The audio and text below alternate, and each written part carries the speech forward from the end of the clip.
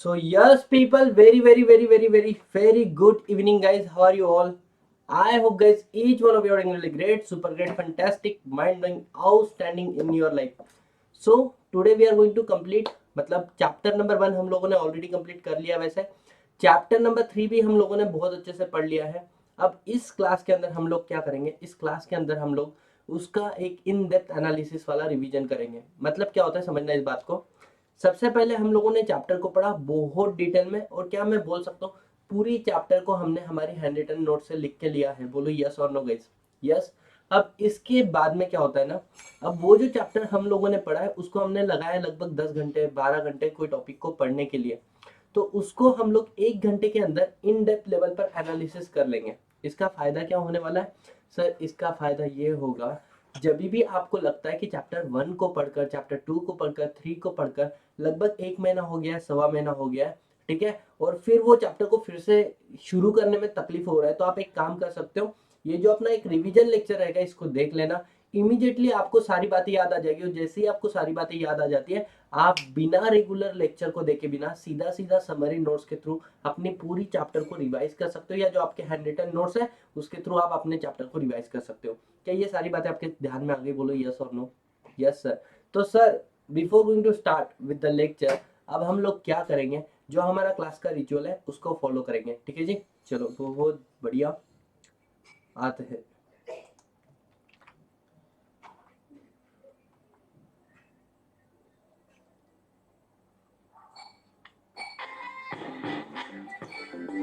उम्मीद के अंबर में हम बन के खिले जो रोशनी, कह देंगे हम संसार को कोई लक्ष्य नामुमकिन नहीं। ज्ञान के और न्याय के हर राह को थामे हुए चल पड़े हैं झूम कर बस गीतिए गाते हुए। सत्यम वद धर्मम चर, सत्यम वद धर्मम चर, सत्यम वद धर्मम चर।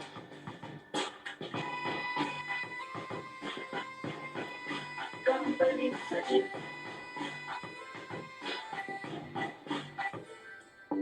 कदमों की हर एक गूंज में बस जीत का एहसास हो। राष्ट्र प्रगति पथ में हो और आत्मबल की आस हो। जब भी चले इस भाव से खुलते गए हैं रास्ते। आवाज हमने दिल से दी है जीत ये गाते हुए। सत्यम वद धर्मम चर, सत्यम वद धर्मम चर, सत्यम वद धर्मम चर।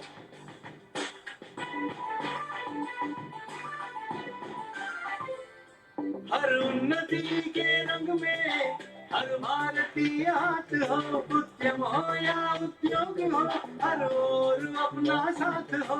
ज्यादा शिखर तक है हमें सच की कलाई थाम कर। हम जीत के सुर छेड़ेंगे जीत ये गाते हुए।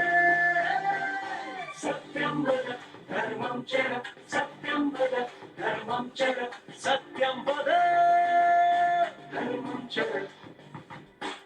सो लेट्स गेट स्टार्ट विद, गए थे ना, शुरुआत करते हैं हम लोग। अच्छा, बाय द वे मैं आपको बता देता हूँ, 3 चीजों को हम लोग फॉलो करेंगे जब हम लोग रिवीजन कर रहे हैं। सर वो 3 चीजें क्या क्या है?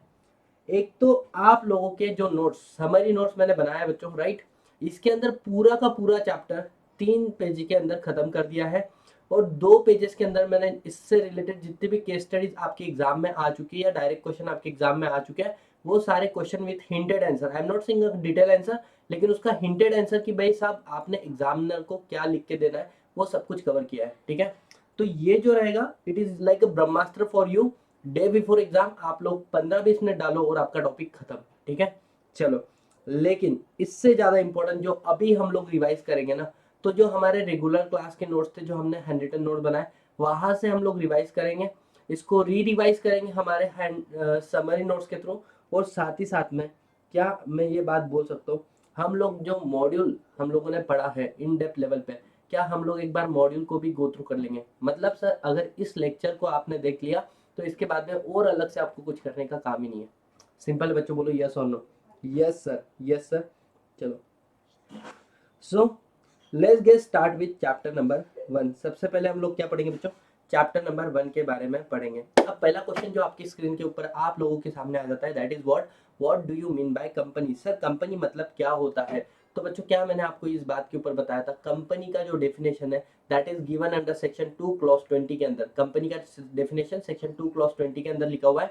हमने बोला company means a company which is incorporate under this act और any previous company law. Sir इसका मतलब क्या है, अरे इस कंपनी मतलब सिर्फ वही कंपनी आएगी जो कंपनी एक 2013 के अंदर बनी है या किसी भी पुराने इंडियन कंपनी लॉ के अंदर बनी है। सर इसका मतलब क्या है, जैसे for example Reliance Jio company act 2013 के अंदर बनी है इन द ईयर 2016, यस और नो। तो क्या वो कंपनी है, आंसर इज यस वो कंपनी है सर। लेकिन अगर हम बात करें रिलायंस इंडस्ट्री लिमिटेड की, ठीक है, ये बनी थी इन द ईयर 1973। अब तब तो मुझे एक बात बताओ, तो कंपनी एक्ट 2013 के पहले बनी है ना, तो क्या वो भी कंपनी है। हाँ सर वो भी कंपनी, क्योंकि वो कंपनीज एक्ट 1956 के अंदर बनी थी।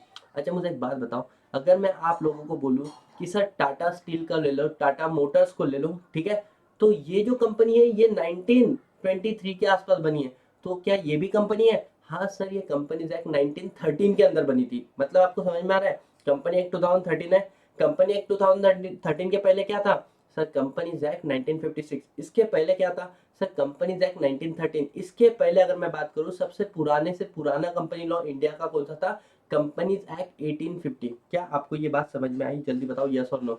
तो कंपनी का डेफिनेशन बहुत सिंपल तरीके से हाथ पे लिख दिया हम लोगों ने। Sir company means a company which is incorporate under this act, मतलब कंपनी एक्ट 2013 और एनी प्रीवियस कंपनी लॉ। और कंपनी लॉ कंपनी एक्ट 2013 के पहले भी एग्जिस्ट करता था। ये बात आपको समझ में आई, बोलो हाँ।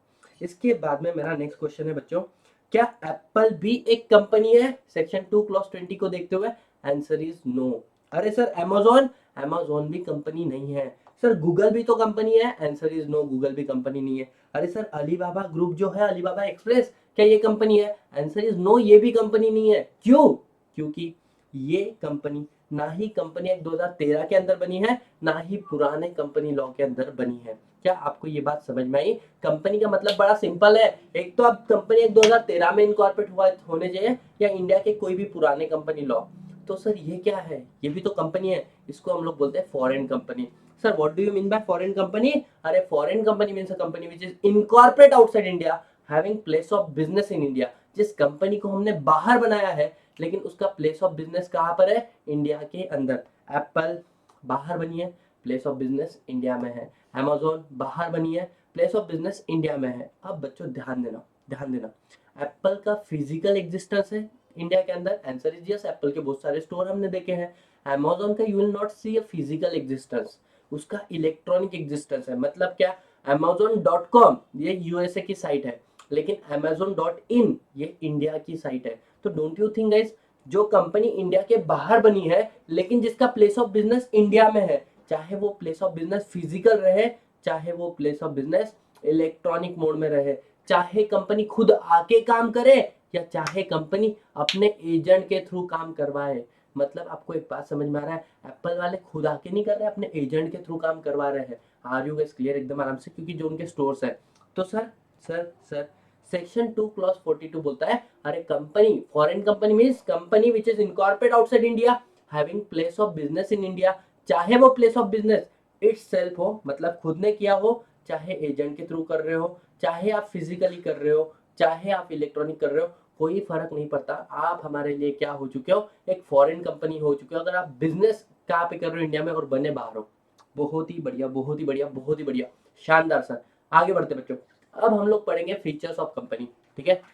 चलो before going to basic features of company, आपको एकदम बेसिक सा कंसेप्ट बता देता हूँ कि जो हमारा कंपनी एक्ट 2013 है बच्चों, ठीक है, कंपनी एक्ट 2013, ये कंपनी एक्ट 2013 मुझे बताओ किसके ऊपर बेस है। तो बोलते हैं it is base upon skeleton approach. Sir skeleton approach का मतलब क्या होता है, स्केलेटन अप्रोच का बड़ा सिंपल सा मतलब है, जैसे फॉर एग्जांपल कुछ एक्ट जो होते हैं वो सेक्शंस के ऊपर बेस होते हैं और कुछ एक्ट जो होते हैं वो किसके ऊपर बेस होता है, रूल्स के ऊपर। जैसे sir Indian contract act 1872, sir sale of goods act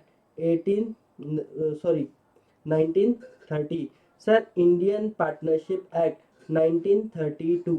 क्या आपको ये सारे एक्ट पता है, बोलो हाँ या ना। तो ये जो एक्ट आप लोग देख रहे हो, इसके अंदर आपको कहीं पे भी रूल्स दिखेंगे क्या?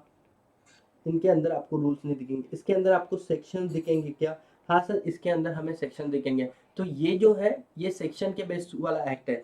लेकिन अगर कंपनी एक्ट 2013 को आप लोग पढ़ो तो यहाँ पर आपको सेक्शन तो दिखेंगे। सर कितने सेक्शन है? देर आर टोटल 470 सेक्शंस, ऐसा बोला जाता है, ठीक है। बट एक्ट रियलिटी अगर मैं आपको बोलूँ तो अब 470 सेक्शन नहीं रहे। इसका मतलब क्या है सर? इसका मतलब ये है कि जैसे पहले इसके अंदर वाइंडिंग अप के भी सेक्शन इन्वॉल्व किए थे, राइट। जैसे ही इंसॉल्वेंसी बैंक्रप्सी कोड 2016 आया तो वो सारे सेक्शन यहाँ से हटा दिए गए और यहाँ पर बच्चों एज ऑन डेट अगर मैं बात करूँ तो we are left with 433 section only, मतलब जो इफेक्टिव है। आज भी कंपनी एक्ट 2013 में 470 सेक्शन है, लेकिन इफेक्टिव कितने हैं? 433। क्या आपको ये बात समझ में आई? जल्दी बताओ यस और नो। अब कंपनी एक्ट 2013 के अंदर देर आर सेक्शंस, हाँ सर देर आर सेक्शंस, लेकिन सेक्शंस के अलावा इसके अंदर आपको बार बार क्या रेफर करना पड़ता है? You have to refer the rules, आपको रूल्स रेफर करना पड़ेगा। अब देखो, जब भी सेक्शन में अमेंडमेंट लानी है तो आपको कंपनी एक्ट को अमेंड करना पड़ेगा। कंपनी एक्ट को अमेंड करने के लिए यू हैव टू गो क्या, both house of parliament, Lok Sabha Rajya Sabha, और उसके बाद में क्या बोल सकते हैं बच्चों, प्रेसिडेंट का consent and get your act amended. लेकिन रूल्स के अंदर अगर अमेंडमेंट लानी है तो don't you think central government directly notification pass करके रूल्स के अंदर अमेंडमेंट ला सकती है? Answer is yes. समझ में आया? तो स्केलेटन अप्रोच का मतलब क्या है? स्केलेटन का मतलब होता है बच्चों, जैसे हड्डी का ढांचा पता है आप लोगों को, तो जो अपना मांस है ये कम ज्यादा होते रहेगा, लेकिन अंदर की जो हड्डियां है क्या ना, से वो हमारी जैसी थी वैसी ही रहेगी। Are you guys clear? Yes. तो उसको बोलते हैं स्केलेटन अप्रोच। सिंपल है सर। कंपनी एक्ट के अंदर देर आर टोटल 29 चैप्टर्स।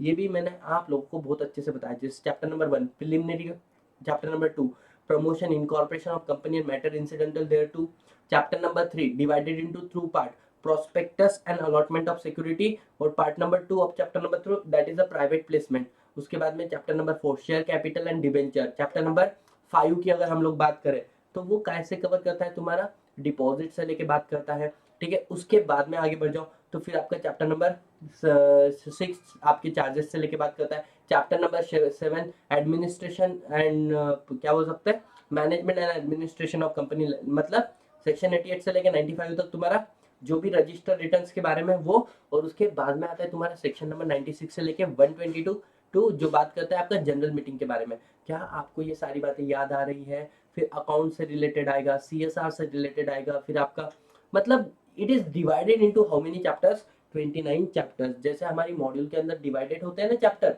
उसी तरीके से companies act in reality divided into 29 chapter. It has 7 schedule and we have total 95 definition. क्या आपको बेसिक कंसेप्ट समझ में आया? जल्दी बताओ यस और नो। Yes sir. तो companies act 2013 is based upon the skeleton approach. It consist 29 chapter, 470 section, 7 schedule and guys how many definition, 95 definition are there. बहुत ही बढ़िया बच्चों, शानदार तरीके से हम लोग क्या कर रहे हैं, रिवाइज कर रहे हैं। फिर क्या इस क्वेश्चन को भी हमने डील कर दिया बच्चों। What do you mean by company? Company means a company which is incorporate under this act और एनी प्रीवियस कंपनी लॉ। तो यहाँ पर हमने रेफर किया बच्चों क्या, सेक्शन नंबर 2 क्लॉज नंबर 20। बहुत ही बढ़िया। इसके अलावा कंपनी का जनरल मीनिंग आप लोगों को पता है बच्चों? कंपनी का जनरल मीनिंग क्या है? सर कंपनी का जनरल मीनिंग है, कंपनी दो शब्दों से बन के मिला है, that is come plus panis. Are you guys clear? जल्दी बताओ यस और नो। कम प्लस पेनिस, इसका मतलब क्या है? Coming together to have meal, coming together to do business. Are you guys clear? Yes और नो। तो इसको हमने बोल दिया क्या sir, company. Are you guys clear? Yes sir. अब बच्चों एकदम आराम से फोकस करो, हम लोग पढ़ने जा रहे हैं what are the characteristics of company. What are the characteristics of company. चलो, सो कैरेक्टरिस्टिक्स ऑफ कंपनी के अंदर there are total 14 point which are you are suppose to remember, ठीक है। सबसे पहले आता है sir corporate personality. Sir corporate personality का मतलब क्या होता है? See very simple. यहाँ पर हमारे पास एक बंदा है बच्चों, आर्यन राय। आर्यन राय ने क्या किया, सीएस के पास गया बच्चों, सीएस सतीश देवीलाल जी भाई थी, उनको बोलता है कि सर मुझे एक कंपनी बनाना है। मैंने बोला आर्यन तेरे को एक काम करना पड़ेगा, सबसे पहले कंपनी का नाम डिसाइड करना पड़ेगा। और फिर आर्यन कहाँ पर गया बच्चों, एबीसी लिमिटेड, उसने नाम डिसाइड किया। फिर वो चले गया mca.gov.in पे, वहां पर लॉगिन करने के लिए उसने नेम एप्लीकेशन किया, ठीक है। Yes sir. जैसे ही उसने नेम अप्लाई किया आरओसी ने क्या किया बच्चों, नेम रिजर्व किया which is valid for next 20 days. Are you guys clear? Yes sir. और आरएन ने क्या किए, फिर जो भी रिक्वायर्ड डॉक्यूमेंट है वो सारे डॉक्यूमेंट आरओसी को दिए, मेमोरेंडम, आर्टिकल, डिक्लेरेशन, सारी बातें। और जैसे ही आरओसी को आपने डॉक्यूमेंट दिए, आरओसी ने बच्चों उस डॉक्यूमेंट को एंट्री किया रजिस्टर ऑफ कंपनीज के अंदर, और उसके बाद में आपको इशू कर दिया certificate of incorporation. The moment आपको सर्टिफिकेट ऑफ इनकॉर्पोरेशन दे दिया, क्या मैं बोल सकता हूँ, इसके पहले वहां पर there is only one single person, that is national person Aryan Rai. और आर्यन राय ने बच्चों कंपनी खोल दी एबीसी लिमिटेड। कंपनी अलग छे और आर्यन राय अलग छे। Are you guys clear? Yes और नो? मतलब क्या है कि sir Aryan Rai is a natural person whereas company is a artificial person. Company और आर्यन राय क्या है, अलग अलग है। तो पहला फंक्शन आपके, पहला फीचर आपके सामने ये रहा कि sir once company is incorporated, एक बार अगर कंपनी इनकॉर्पोरेट हो गई, company is a separate legal entity. Company क्या है, कंपनी का अपना खुद का अस्तित्व है। क्या मैं बोल सकता हूँ company and its member both are different? Yes और नो? Yes sir. अब नेक्स्ट क्वेश्चन आता है, सर एक बात बताओ, एक बात बताओ, हमने पढ़ा है share holder is a owner of the company. Answer is no, share holder is not owner, he is a notional owner. वो ओनर नहीं है, वो ओनर के जैसा है। ये लाइन आपकी मॉड्यूल के अंदर भी दी है। Are you S clear? Yes sir. इसके पीछे का मैंने आपको कारण रेगुलर क्लास में बता दिया था। दूसरा बात आता है, सर मुझे एक बात बताओ, कंपनी को किसने बनाया? जो भी प्रमोटर है उसने कंपनी को बनाया, और कंपनी को उसके बाद में उसने कंपनी के शेयर्स लिए। क्या, एक सिंपल सी बात, कंपनी तो आर्टिफिशियल पर्सन है, खुद होकर कुछ काम नहीं कर सकती, उसका काम कौन करेगा? कंपनी के पीछे जो ह्यूमन है वो ही काम करेंगे। तो क्या मैं बोल सकता हूँ share holder and the company they are agent of each other? Answer is no. Answer is no, because company and the share holder are not. इसके ऊपर आपके एग्जाम में क्वेश्चन भी आ चुका है, ठीक है, मैं आपको बताऊंगा। तो company and the share holder not agent of each other, they are not liable for act of each other. समझ में आ रहा है? कंपनी के कर्मों के लिए शेयर होल्डर लाइबल नहीं है, और शेयर होल्डर के कर्मों के लिए कंपनी लाइबल नहीं है।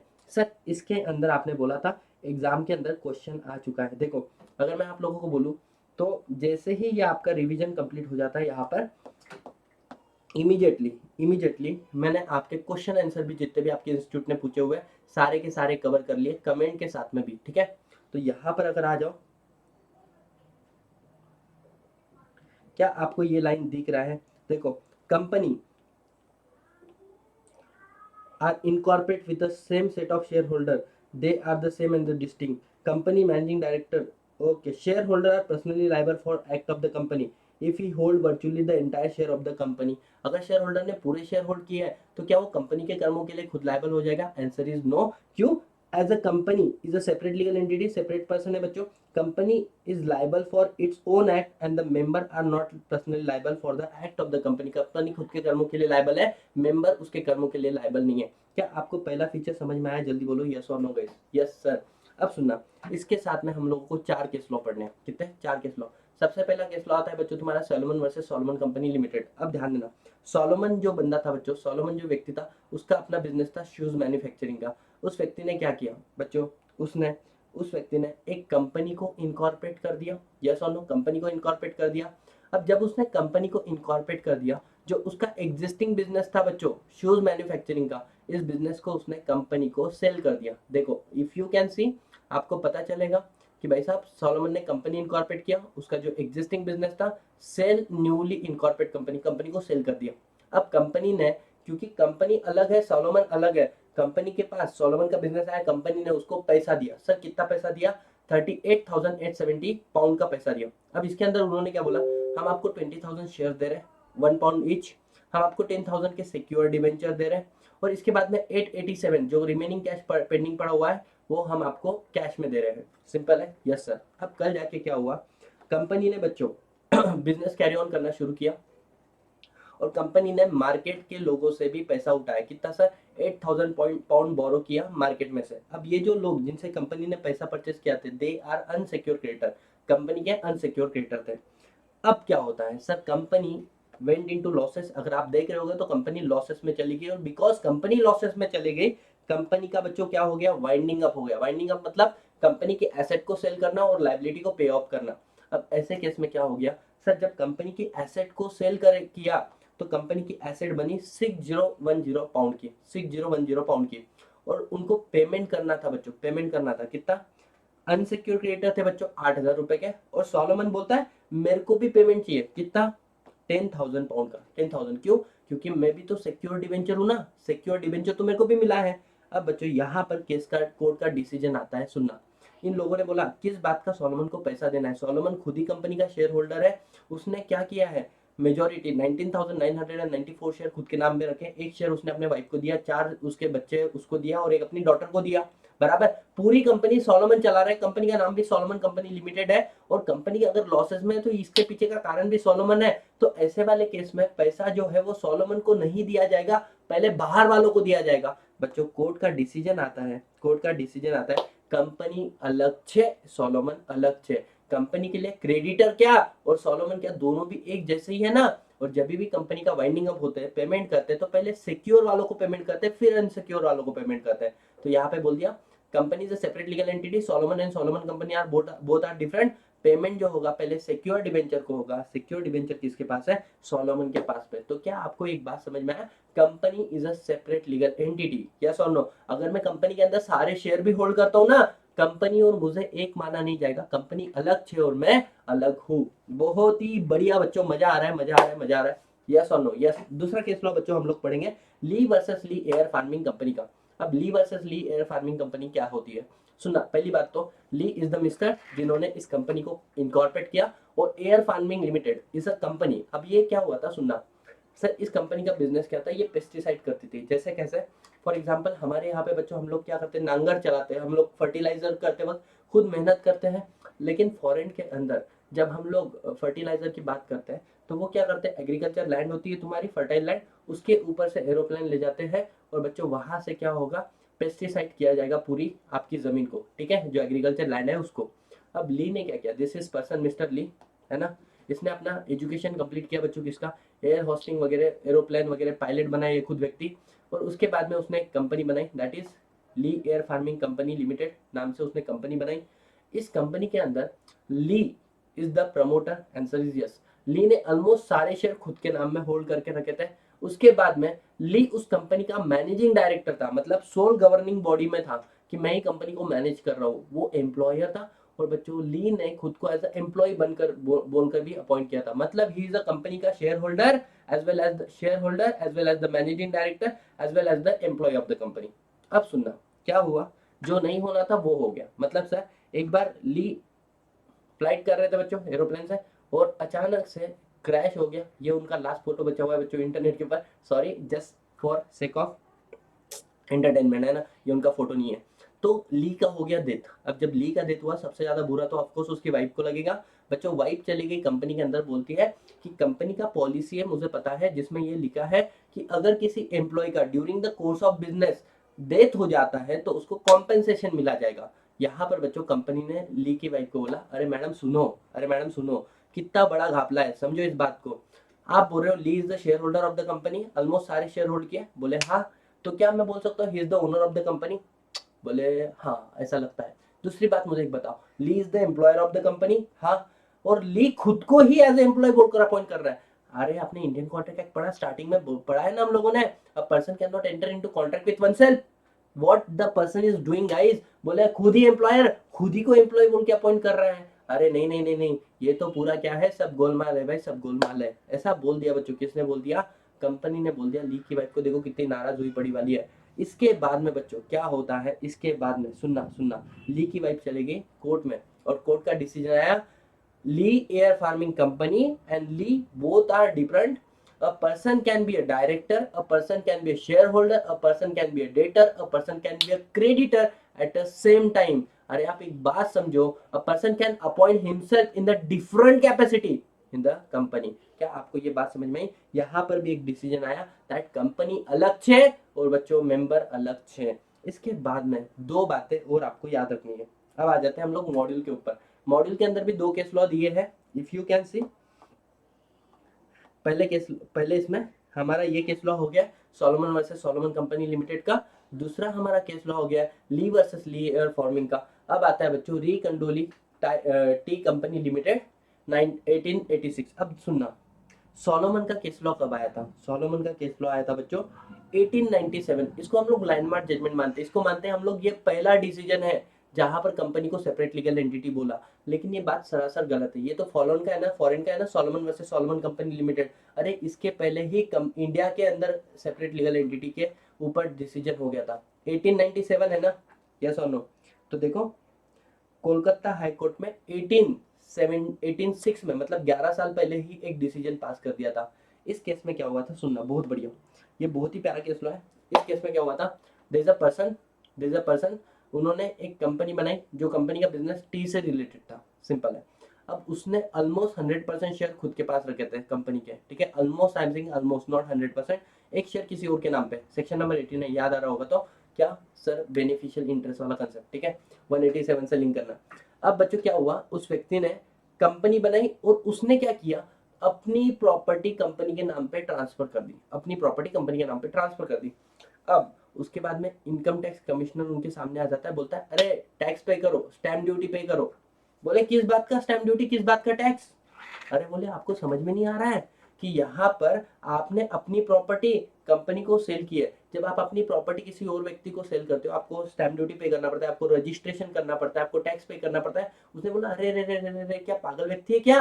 अरे इस कंपनी के अंदर 100% शेयर मेरा खुद का ही है, इस कंपनी के अंदर 100% शेयर मेरा खुद का ही है, ठीक है। इसका मतलब I am just what I am doing, मैंने इस जेब में से मैंने मोबाइल निकाला और बच्चों मैंने इस जेब के अंदर मेरा मोबाइल डाल दिया। तो बोले सेम ही है ना, सेम व्यक्ति। बोले सुन मेरे भाई, कंपनी अलग है, तू अलग है। भले ही तूने कंपनी के 100% शेयर कैपिटल होल्ड किया होगा, but you and company is not one and the same. क्या आपको बात समझ में आई? Separate legal entity, company and its member both are distinct person. ये तीसरा केस था बच्चों आपका, रिकंडोली वर्सेस, सॉरी, रिकंडोली tea company limited, right, yes. उसके बाद में नेक्स्ट केस लॉ बच्चों आपको पढ़ना है, that is new horizon company limited India. Sir new horizon company limited of India के केस में क्या हुआ था, सुनना एकदम आराम से। The experience of joint venture share holder is not experience of company, but the experience of joint venture is a experience of company. Sir इसका मतलब क्या होता है, बड़ा सिंपल सा, ध्यान देना। There is a company A limited and there is a company B limited. Company A limited को 10 साल का अनुभव था, कंपनी बी लिमिटेड को बनकर 15 साल हो गए थे। तो क्या ये कंपनी को बनकर मोर देन 10 ईयर हो गए थे दोनों कंपनी को? Answer is yes. अब इन दोनों ने मिलकर एक नई कंपनी बनाई, दैट इज सी लिमिटेड, और इस कंपनी को बनकर सिर्फ 2 ही साल हुए थे। अब गवर्नमेंट का टेंडर आया बच्चों, क्या? येलो डायरी बनाना था। येलो डायरी क्या होता है, जैसे आज के डेट में बच्चों हमारे पास क्या है, ये है ऑन क्या बोल सकते हैं, ट्रू कॉलर वगैरह अवेलेबल है। हम लोग किसी का भी नंबर जस्ट डायल पे जाके अवेलेबल करा सकते हैं। मेरे को एसडी भाई एसोसिएट का नंबर दो, तो उनको इमीडिएटली क्या मिल जाएगा, मेरी फर्म का नंबर मिल जाएगा, मेरा पर्सनल नंबर मिल जाएगा, सिंपल है, यस सर। लेकिन पुराने जमाने में क्या होता था, एक येलो डायरी बनाते थे जिसके अंदर आपको अपना एसएसए, फॉर एग्जांपल मुझे मुंबई के अंदर उस व्यक्ति के मनी अय्यर एक भैया है, उनके बारे में मेरे को सर्च करना है। तो मैं क्या करूंगा, वो येलो डायरी उठाई, बड़ी सारी डायरी होती थी, मुंबई को खोलता था, फिर मुंबई में देखता था एम के लिस्ट में money money money money money money, हाँ मनी। अब मनी के नाम से 1000 लोग पड़े हुए हैं, तो money Iyer money Iyer money Iyer. अब मैं क्या करता था, मनी अय्यर का नंबर सामने दिया, उसको कॉल करता था। अब ये जो बुक थी बड़ी मोटी सी बनती थी और गवर्नमेंट इसको पब्लिश करता था, इसको कोई भी परचेस कर सकता था पुराने समय में। आज के डेट में हार्डली आपके पेरेंट्स को आप पूछो तो आपको पता चल जाएगा उसके बारे में। तो गवर्नमेंट ने क्या किया, टेंडर इशू किया, सी लिमिटेड ने सबसे लोवेस्ट प्राइस कोट किया था, और बच्चों सी लिमिटेड को इनिशियली टेंडर सैंक्शन हुआ, फिर इमीडिएटली उन्होंने अपनी टेंडर को रिवॉक किया। क्या बोलते हैं, अरे सॉरी सॉरी सॉरी, आपको तो बन के सिर्फ 2 ही साल हुए एंड वी वांट दो पर्सन जिसको कम से कम 5 साल का अनुभव है। तो इसने बोला अरे सी लिमिटेड को 2 साल हुआ है, but C limited is joint venture of A limited and the B limited, right. तो इसलिए यहाँ पे केस का डिसीजन आता है कि भाई साहब ए लिमिटेड और बी लिमिटेड जो आपके हैं, experience of share holder are the experience of company. भले ही सी लिमिटेड को 2 साल हुआ है, लेकिन ऐसा मानेंगे कि सी लिमिटेड को भी 10 साल का अनुभव है। Are you guys clear, yes और नो? Yes sir. तो यहाँ पर आगे बच्चों, experience of share holder is experience of company in case of joint venture company. बहुत ही बढ़िया। तो यहाँ पर आपका फर्स्ट फीचर कंप्लीट होता है, you are suppose to remember all 4 case laws, all 4 case laws. इसलिए बच्चों मैंने यहाँ पे आप लोगों को समरी बना के दे दिया है। समरीज में आपको देखो फीचर्स के साथ में इमीडिएटली उस केस लॉ के नाम भी बता दिए हैं। पहला फीचर है आपका कॉर्पोरेट पर्सनालिटी, और उसके बाद में Solomon versus Solomon company limited, Lee versus Lee air farming, रिकंडोली वर्सेस कंपनी लिमिटेड, और बच्चों यहाँ पे न्यू होराइजन कंपनी। अब आपको ये बातें याद रखनी पड़ेंगी, बहुत ही बढ़िया। आ जाओ बच्चों, नेक्स्ट पॉइंट आता है तुम्हारा, क्या कंपनी एक पर्सन है? Answer is yes, company is a person. But company is not a natural person. Sir natural person कौन होता है? जिसका जन्म बायोलॉजिकल प्रोसेस से होता है, अपने मम्मी और पापा के कर्मों का फल। बच्चों तुम्हारे सामने बैठा है सतीश भाई, क्या मैं बोल सकता हूँ तुम लोग भी तुम्हारे मम्मी पापा के कर्मों के फल हो? तो इसका मतलब हम लोग बायोलॉजिकल प्रोसेस से बने हुए हैं। क्या कंपनी कोई बायोलॉजिकल प्रोसेस से बनता है क्या? दो लोगों ने मेहनत लिया और कंपनी बन गई? Answer is no. कंपनी बनती है लीगल प्रोसेस से, ठीक है? तो company is not taken birth by biological process, company is created by law, it exists in the eyes of the law। बच्चों सुनना, कंपनी तुम ऐसा देखने की कोशिश करोगे ना, तुमको कंपनी नहीं दिखेंगी, लेकिन अगर तुमने लॉ का चश्मा पहन लिया तो फिर तुमको कंपनी दिखेगी। बिकॉज कंपनी इनटेंजिबल है, इनविजिबल है। कंपनी को तुम टच नहीं कर सकते, फील नहीं कर सकते। It is intangible, invisible, exist in the eyes of the law. Sir जो व्यक्ति इंटेंजिबल, इनविजिबल है वो तो फिक्टिशियस होता है ना, वो काल्पनिक होता है ना। नहीं, company is not a fictitious. Company को हम लोग फिक्टिशियस नहीं बनेंगे, कंपनी एक्चुअली एग्जिस्ट करती है इन the eyes of law. Sir Reliance company तो हम देख सकते हैं, अरे वो कंपनी की बिल्डिंग है, वो कंपनी नहीं है। समझ में आया? यस और no? Yes sir. So company is act through human agency. उसके बाद में नेक्स्ट आता है बच्चों, यहाँ पर हमने केस लॉ देखा था। यहाँ पर जो केस लॉ था उसका डिसीजन ये था, union of India versus khaddar international construction and order. इसमें से बड़ा सिंपल सा क्वेश्चन आया था, can a company file suit like a indigent person? Sir indigent person कौन होता है? जो गरीब लोग होते हैं, जो रास्ते में लोगों से पैसे मांगते हैं, बराबर, ऐसे व्यक्ति को हम लोग क्या बोलते हैं? Indigent person. अब इंडिजेंट पर्सन के लिए एक फैसिलिटी है क्या? जब भी वो किसी के ऊपर केस फाइल करते हैं तो उनको कोर्ट की जो फीस होती है ना, कोर्ट की जो फीस होती है वो एग्जम्प्टेड की है। मतलब अगर मान लो 1,10,000 रुपए फीस है, ठीक है, you just need to pay 500 rupees, you just need to pay 100 rupees. क्यों? क्योंकि ये व्यक्ति गरीब है। अब क्वेश्चन आता है, सर कंपनी पर्सन है? हाँ कंपनी पर्सन है। सर कंपनी नेचुरल पर्सन है? कंपनी नेचुरल पर्सन नहीं है। कंपनी कौन सा पर्सन है? आर्टिफिशियल पर्सन है। समझ में आया? Yes sir. अब ये जो पर्सन है इंडिजेंट पर्सन, ठीक है, यहाँ पर जो मैं आपको एग्जांपल में दे रहा हूँ ये दोनों, दे आर नेचुरल पर्सन। तो क्वेश्चन आता है, क्या sir company as a indigent person बोलकर केस फाइल कर सकती है? मतलब कंपनी भी बोलेगी मैं एक गरीब है, बराबर, मेरे पास लॉसेस ही लॉसेस है, मेरे को प्रॉफिट कभी हुआ ही नहीं है, क्या आप मुझे भी एग्जामेशन दोगे? Answer is yes, answer is yes. यहाँ पर company can file a case as a indigent person, क्योंकि जब आप पढ़ोगे ना तो वहां पे लिखा है पर्सन, और person include both natural person as well as artificial person. क्या आपको ये केस लॉ समझ में आया? तो company can file a suit as a indigent person. आपके एग्जाम में क्वेश्चन आ चुका है। क्वेश्चन आता है सर, क्या कंपनी सिटीजन है? क्या कंपनी सिटीजन है? अब सुनना, पहली बात अगर मैं बताऊं तो कंपनी का रेसिडेंशियल स्टेटस होता है, कंपनी की नेशनलिटी होती है। सर एग्जांपल, अगर one plus sir Chinese company है, ठीक है सर, उसके बाद में क्या बोल सकते हैं, गूगल, गूगल सर यूएसए की कंपनी है, बराबर। अगर मैं बात करूं sir Reliance industry limited, sir Indian company है। समझ में आ रहा है बच्चों?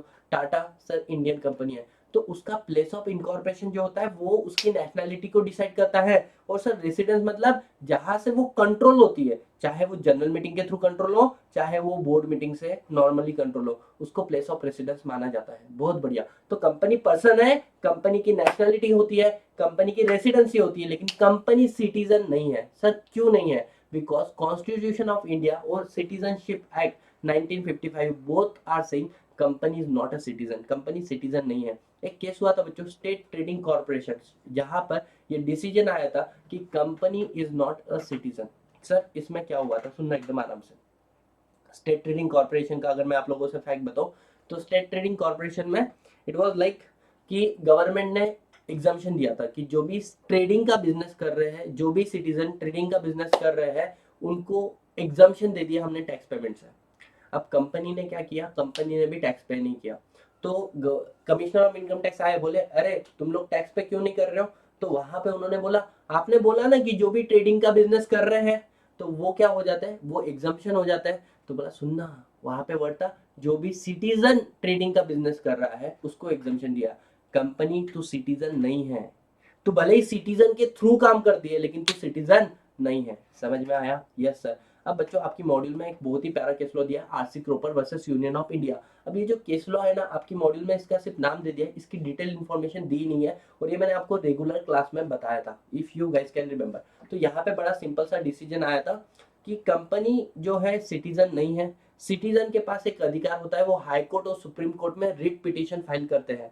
लेकिन इसी तरीके से अगर कंपनी के ऊपर गवर्नमेंट ने कुछ रूल्स एंड रेगुलेशन लाए, ठीक है, गवर्नमेंट ने कुछ रूल्स एंड रेगुलेशन लाए जिसके कारण जो शेयर होल्डर है कंपनी के, उनके राइट, उनके फंडामेंटल राइट अफेक्ट हो रहे हैं, तो then in that case company can file writ petition on behalf of who बच्चों, share holder of the company. इस केस लॉ को बड़ा सिंपल तरीके से बता देता हूँ।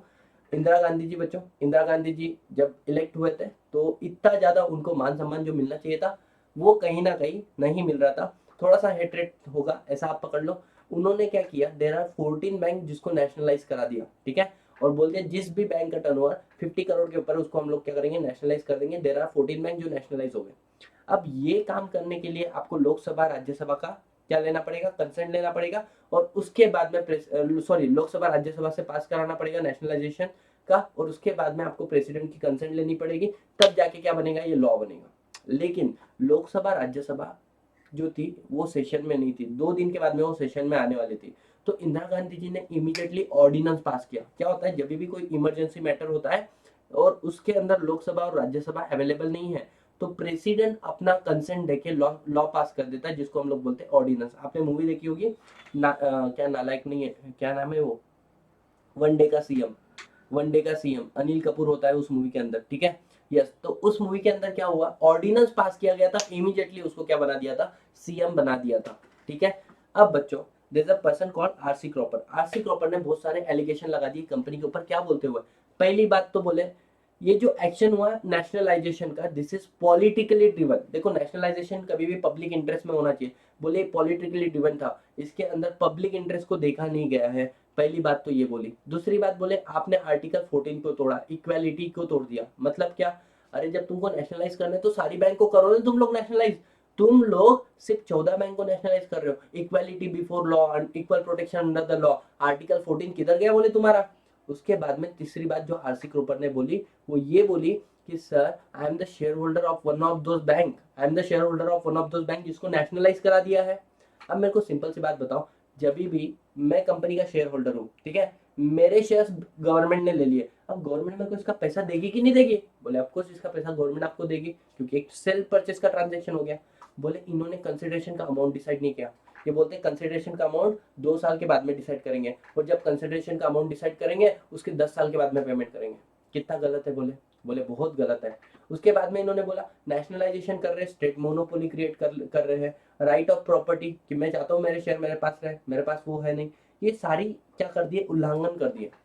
बच्चों, इंदिरा गांधी जी ने बड़ा सिंपल सा, मतलब यूनियन ऑफ इंडिया के ऊपर केस हुआ था, बड़ा सिंपल सा बात बोल दिया। अरे बोले तुम लोग किस अधिकार से केस फाइल कर रहे हो, किस अधिकार से केस फाइल कर रहे हो। सुप्रीम कोर्ट हाई कोर्ट में रिट पिटीशन फाइल करने का अधिकार किसका होता है, एक सिटीजन का होता है। और यहाँ पर company is artificial person, company is a artificial person, you can not file writ petition against through company. अब ये बात तो सही होगी, लेकिन हमारे साथ में गलत होते हुए भी दिख रहा है। तो यहाँ पे कोर्ट का डिसीजन आया, company is not a citizen, it has right, but if the right of citizen is breach, अगर सिटीजन क्या बोल सकते हैं, शेयर होल्डर इज ब्रीच, बराबर, then company can move a writ to high court for the protection of fundamental right of the share holder. क्या आपको ये बात समझ में आ गई, बोलो हाँ ना। तो company is not citizen, company के पास अधिकार नहीं है कि वो रिट पिटीशन फाइल कर सके हाई कोर्ट सुप्रीम कोर्ट में, लेकिन अगर उसके शेयर होल्डर के राइट टूट रहे हैं ऐसे केस में कंपनी रिट पिटीशन फाइल कर सकती है। बहुत बढ़िया। अब क्वेश्चन आता है कंपनी की नेशनलिटी, मैंने ऑलरेडी बता दिया है, यस कंपनी की नेशनलिटी होती है उसका प्लेस ऑफ इनकॉर्पोरेशन, कंपनी का रेसिडेंस होता है। तो यहाँ पे Tulika versus Parry and company limited का केस हुआ था, जहाँ पे हमने ये बोला था यस सर कंपनी का रेसिडेंस होता है। कैसे डिसाइड होता है, जहाँ पर कंपनी का जनरल मीटिंग हो रहा है, जहाँ से कंपनी कंट्रोल हो रही है, जहाँ पे कंपनी का बोर्ड मीटिंग हो रहा है, उसको हम लोग उसका प्लेस ऑफ रेसिडेंस मानेंगे। बहुत ही बढ़िया। नेक्स्ट पॉइंट बच्चों आपके सामने आता है sir limited liability. Limited liability क्या बोलता है कि कंपनी के जो मेंबर्स होते हैं उनकी लाइबिलिटी लिमिटेड होती है, जो कंपनी होती है कंपनी की लाइबिलिटी हमेशा अनलिमिटेड होती है। Try to understand this statement is very big, है ना sir. Company limited by shares है तो आपकी liability unpaid value of the share तक होती है, which can be called during the life time of the company, no matter what company कितनी बड़ी लॉस में है। तो यहाँ पे मैं बता दिया आप लोगों को कि सर कंपनी की ड्यूरिंग द लाइफ टाइम आप उसको कभी भी निकाल सकते हो, मंगा सकते हो। फिर कंपनी लिमिटेड बाय गारंटी है, amount undertake to contribute to the asset of the company in the event of winding up. बच्चों ये जो अमाउंट है गारंटी जो आपने मेमोरेंडम में दिया है, ये सिर्फ और सिर्फ कब मंगा सकते हो, only in the event of winding up, not during the lifetime of the company, not when company into the losses। उसके बाद में आता है अनलिमिटेड कंपनी। अब अनलिमिटेड कंपनी में आपकी liability to the extent of shortfall in the asset of the company. Sir इसका मतलब क्या होता है? सी वेरी सिंपल, कंपनी की लाइबिलिटी, कंपनी वाइंडिंग अप हो रही है, ठीक है, कंपनी की लाइबिलिटी है 100 करोड़, कंपनी का एसेट है 20 करोड़, तो शॉर्टफॉल कितने का हुआ? 80 करोड़। तो member are liable to the extent of shortfall in the asset, मतलब जितने से एसेट कम हो रही है ना उतनी ही मेंबर की लाइबिलिटी होती है। समझ में आया? बोलो हाँ या ना? Yes sir. अब लास्ट पॉइंट बच्चों, ये पैसा भी आप कब मंगा सकते हो? Only in the event of winding up, not when company into losses, not when company is going concern, ठीक है। अब क्वेश्चन आपका आता है, सबसे इंपॉर्टेंट एग्जामिनर का मोस्ट फेवरेट क्वेश्चन है ये, कि सर लिमिटेड लाइबिलिटी, एक खुशी वाली बात होनी चाहिए, लेकिन ये जो औरत है, इतनी औरत नहीं बोलो सर, इसको औरत नहीं बोलो, इतनी प्यारा सा फोटो है, ये इतनी नाराज नाराज क्यों है, इतनी उदास क्यों है? तो इसके पीछे का कारण ये है कि आपकी जो लाइबिलिटी है वो अनलिमिटेड भी हो सकती है कुछ केसेस में। सर वो केसेस क्या है? सबसे पहले सुनना, सेक्शन 3A, सेक्शन 3A क्या बोलता है? Minimum number of members, private public company में 7 होते हैं, प्राइवेट में 2 होते हैं, अगर ये रिड्यूस हो जाए, इससे कम हो जाए, ठीक है, और तुम्हारी कंपनी कैरी ऑन करती business beyond 6 month, beyond 6 month, तो whoever the person and the member of company, जिनको ये बात का ज्ञान था कि कंपनी की नंबर ऑफ मेंबर्स रिड्यूस हुआ है बिलो स्टैट्यूटरी लिमिट, फिर भी वो 6 महीने के आगे बिजनेस कैरी ऑन कर रहे हैं, तो 6 महीने के बाद में जितने भी ट्रांजेक्शन हुए हैं उसके लिए उनकी लाइबिलिटी अनलिमिटेड हो जाती है। ये बात मैंने बहुत डिटेल में आपको रेगुलर क्लास में विद एग्जांपल बताया था, ठीक है। Yes sir. फिर दूसरा बात आता है फ्रॉड। अब मानो बच्चों तुम लोग कंपनी इनकॉर्पोरेट कर रहे हो विद फॉल्स इन्फॉर्मेशन, ऐसे केस में भी अगर तुम इस बात से पकड़े जाते हो तो अंडर 447 फ्रॉड के केस में फंस जाओगे, और एनसीएलटी आपके अगेंस्ट में ऑर्डर पास करता है, बट वो ऑर्डर पास करने के पहले वो आपको principle of natural justice, opportunity of being heard देता है, जिसको हम लोग बोलते हैं ऑडी अल्टर्म पार्टर्म। अब बच्चों ध्यान देना, दूसरा, तुम्हारी कंपनी बन गई, तुम लोग चाहते हो लोगों से पैसा लो, तो तुमने प्रोस्पेक्टस इशू किया, उस प्रोस्पेक्टस में बच्चों तुमने सप्रेशन ऑफ एनी फैक्ट और मिस स्टेटमेंट दिया, मतलब कुछ गलत बोला या कुछ इंपॉर्टेंट बातें थी जो तुमने छुपाई, ठीक है, तुमको डर था ये बता दूंगा तो लोग हमें पैसे नहीं देंगे, ऐसे केस में भी बच्चों तुम्हारी लाइबिलिटी अनलिमिटेड हो जाएगी। सर हमने डिपॉजिट लिया, उसके रीपेमेंट में या उसके ऊपर इंटरेस्ट पेमेंट में हमने क्या किया? डिफॉल्ट किया, या हमने डिपॉजिट ही लिया with the intention to defraud, मतलब सर लक्ष्मी योजना, बच्चा लक्ष्मी चिट फंड आपको याद होगा, यस और नो, 21 दिन में दाम दुप्पट योजना, पैसा डबल, फिर हेरा फेरी मूवी, तो ऐसे केस में भी तुम क्या हो जाओगे? अनलिमिटेड लाइबिलिटी आ जाएगी। सर हमारी कंपनी वाइंड अप हो रही थी, तब पता चला कंपनी बनी with intention to defraud the creditor, ऐसे वाले केस में भी हम लोग क्या बोलेंगे? Liability become unlimited. क्या आपको ये सारी बात याद है? जल्दी बताओ, are you guys clear? Are you guys clear with this? Yes sir. अब बच्चों नेक्स्ट पॉइंट आपके सामने ये आता है कि सर कंपनी जो है, कंपनी का परपेचुअल सक्सेशन है, इसका मतलब क्या है? क्या कंपनी कभी मर के भूत बन जाएंगी? बच्चों कंपनी मर के खुद भूत नहीं बनती, मतलब सर कंपनी कैसी है? कंपनी अमर है, जैसे हमारे हनुमान जी अमर है वैसे बच्चों कंपनी भी अमर है, इसलिए आरसीबी ग्रोवर, आरसीबी ग्रोवर, एक बंदा था जिसने ये बात बोला, मेंबर में come member may go but company goes on forever, member में come member may go but company goes on forever. इन्होंने और एक बात बोली थी, ठीक है, इन्होंने ये बोला उसके बाद में, the death insolvency insanity of the member does not affect the status of the company and companies are created by law, the existence of company come to end by process of law only। क्या आपको ये बात समझ में आई? देखो RCB Grover ने बोला member में come member may go but company goes on forever, ठीक है। इसके बाद में it is created by law, existence of company come to end by process of law only, yes or no guys? Yes, and the death insolvency and the insanity of the member does not affect the status of the company। बहुत ही बढ़िया। अब बच्चों सुनना, अगर company की general meeting हो रही है, वहां पर एक बॉम्ब फट गया और उसके बाद में सारे के सारे मेंबर मर गए, तो बच्चों बॉम्ब ब्लास्ट भी हो गया ना, even hydrogen bomb does not have that power to destroy the existence of the company. क्यों sir? Company exist in the eyes of law only. बहुत ही बढ़िया बच्चों। अब इसके बाद में आता है बच्चों separate legal and separate property. Separate property क्या बोलता है? सुनना, यहाँ पर मैंने आपको एक केस लॉ डिस्कस किया था, if you can remember guys, जिस केस लॉ का नाम था Macaura versus Northern Assurance company limited. This person is Macaura, इस व्यक्ति ने क्या किया बच्चों? एक कंपनी बनाई, कंपनी के ऑलमोस्ट 100% शेयर उसने खुद के पास रखे, मतलब कंपनी का ऑलमोस्ट ओनर वही हो गया, क्योंकि 100% शेयर अगर मेरे पास है तो कंपनी मेरे हिसाब से ही चलेगी ना। कंपनी की बच्चों प्रॉपर्टी थी, कंपनी का बिजनेस था टिम्बर का, ठीक है। तो इस व्यक्ति ने, मैकुरा ने क्या किया, कंपनी का उस टिम्बर का जलने का डर होता है तो इंश्योरेंस निकाला बच्चों, right. Northern insurance company limited के पास इंश्योरेंस निकाला, फिर वही डर था जो नहीं होना चाहिए था, सावन का महीना और आग लग गई। क्यों? क्योंकि हमने पढ़ा है ना, सावन में लग गई आग, बराबर। तो क्या हो गया बच्चों, सावन में आग लग गई, किसको, तुम्हारी टिम्बर को। जैसे ही टिम्बर को आग लगी, आपको ऐसा नहीं लगता है कि भाई साहब जो मैकुरा है वो इंश्योरेंस कंपनी के पास जाएगा और बोलेगा कि अरे अरे अरे सुनो, हमने इंश्योरेंस निकाला था टिम्बर का, टिम्बर तो जल गया, टिम्बर जल गया, अब हमें उसके पैसे दो। तो बच्चों कंपनी ने, नॉर्थन एश्योरेंस कंपनी ने इसकी क्लेम को रिजेक्ट कर दिया। क्या बोल के, कि बोले कंपनी की प्रॉपर्टी थी, प्रॉपर्टी कंपनी की थी, और जो आपने इंश्योरेंस निकाला, देखो यहाँ पे लिखा हुआ है कि insurance in its own name, उसने जो इंश्योरेंस निकाला खुद के नाम में निकाला। बोले नॉर्थ मैकुरा भैया ये गलत है। बोले अरे बोले तुम ऐसी कैसी बातें कर रहे हो, कंपनी भी तो मेरी है ना, कंपनी भी तो मेरी है ना, मैंने ही कंपनी को क्या किया है, इनकॉर्पोरेट किया है, कंपनी के शेयर्स किसके पास है, मेरे है, तो कंपनी की प्रॉपर्टी किसकी प्रॉपर्टी, मेरी प्रॉपर्टी। अरे बोले मेरा फोन है बराबर, जो मेरी वाइफ ऐसी बोलती ना, जो तेरा है वो मेरा है, तो वैसे ही कंपनी मेरी है, जो कंपनी का है वो मेरा है, तो कंपनी के नाम में इंश्योरेंस निकालू या मेरे नाम में इंश्योरेंस निकालू, क्या फर्क पड़ता है, क्या फर्क पड़ता है। सुनना सुनना सुनना, तो कोर्ट ने बोला have you seen the serial called Tarak Mehta का उल्टा चश्मा। बोले हाँ। बोले जेठालाल को कौन पसंद है, अपनी वाइफ या बबीता, दया या बबीता। बोले बबीता। क्या जेठालाल बोले बबीता का इंश्योरेंस निकाल सकता है, आंसर इज नो। बोले उसका इंश्योरेंस तो अय्यर निकालेगा। सुन एग्जैक्टली, अरे तू और कंपनी अलग है, तू और कंपनी अलग है। Even you hold 100% share in the company, almost entire share in the company, you does not have insurable interest in the company. अरे कंपनी की जो इंटरेस्ट है, प्रॉपर्टी है, उसका इंश्योरेंस कंपनी खुद निकालेगी, तू निकाल नहीं सकता। क्या आपको ये केस लॉ समझ में आया, इससे बात समझ में आती है सर, कंपनी की प्रॉपर्टी कंपनी की है, मेंबर की नहीं है। Even member does not hold insurable interest in the property of the company, although he hold 100% share of the company। बहुत बढ़िया। फिर आ जाता है बच्चों, यहाँ पर एक केस लॉ हुआ था, मिसेस बच्चा F Gulzar versus commission of income tax. यहाँ पर एक टी बिजनेस वाली कंपनी थी बच्चों, एग्रीकल्चर प्रोडक्ट में थी। तो कंपनी जो भी प्रॉफिट कमाती थी ये टैक्स से एग्जम थी, मतलब 60% एग्जम, मतलब कंपनी ने 100 रुपए अगर कमाया तो 100 रुपए में से उनको 60 रुपीज के ऊपर टैक्स पे नहीं करना है, उनको सिर्फ 40 रुपीज के ऊपर टैक्स पे करना है, क्योंकि 60% उनको क्या था, इनकम टैक्स के अंदर एग्जामेशन था।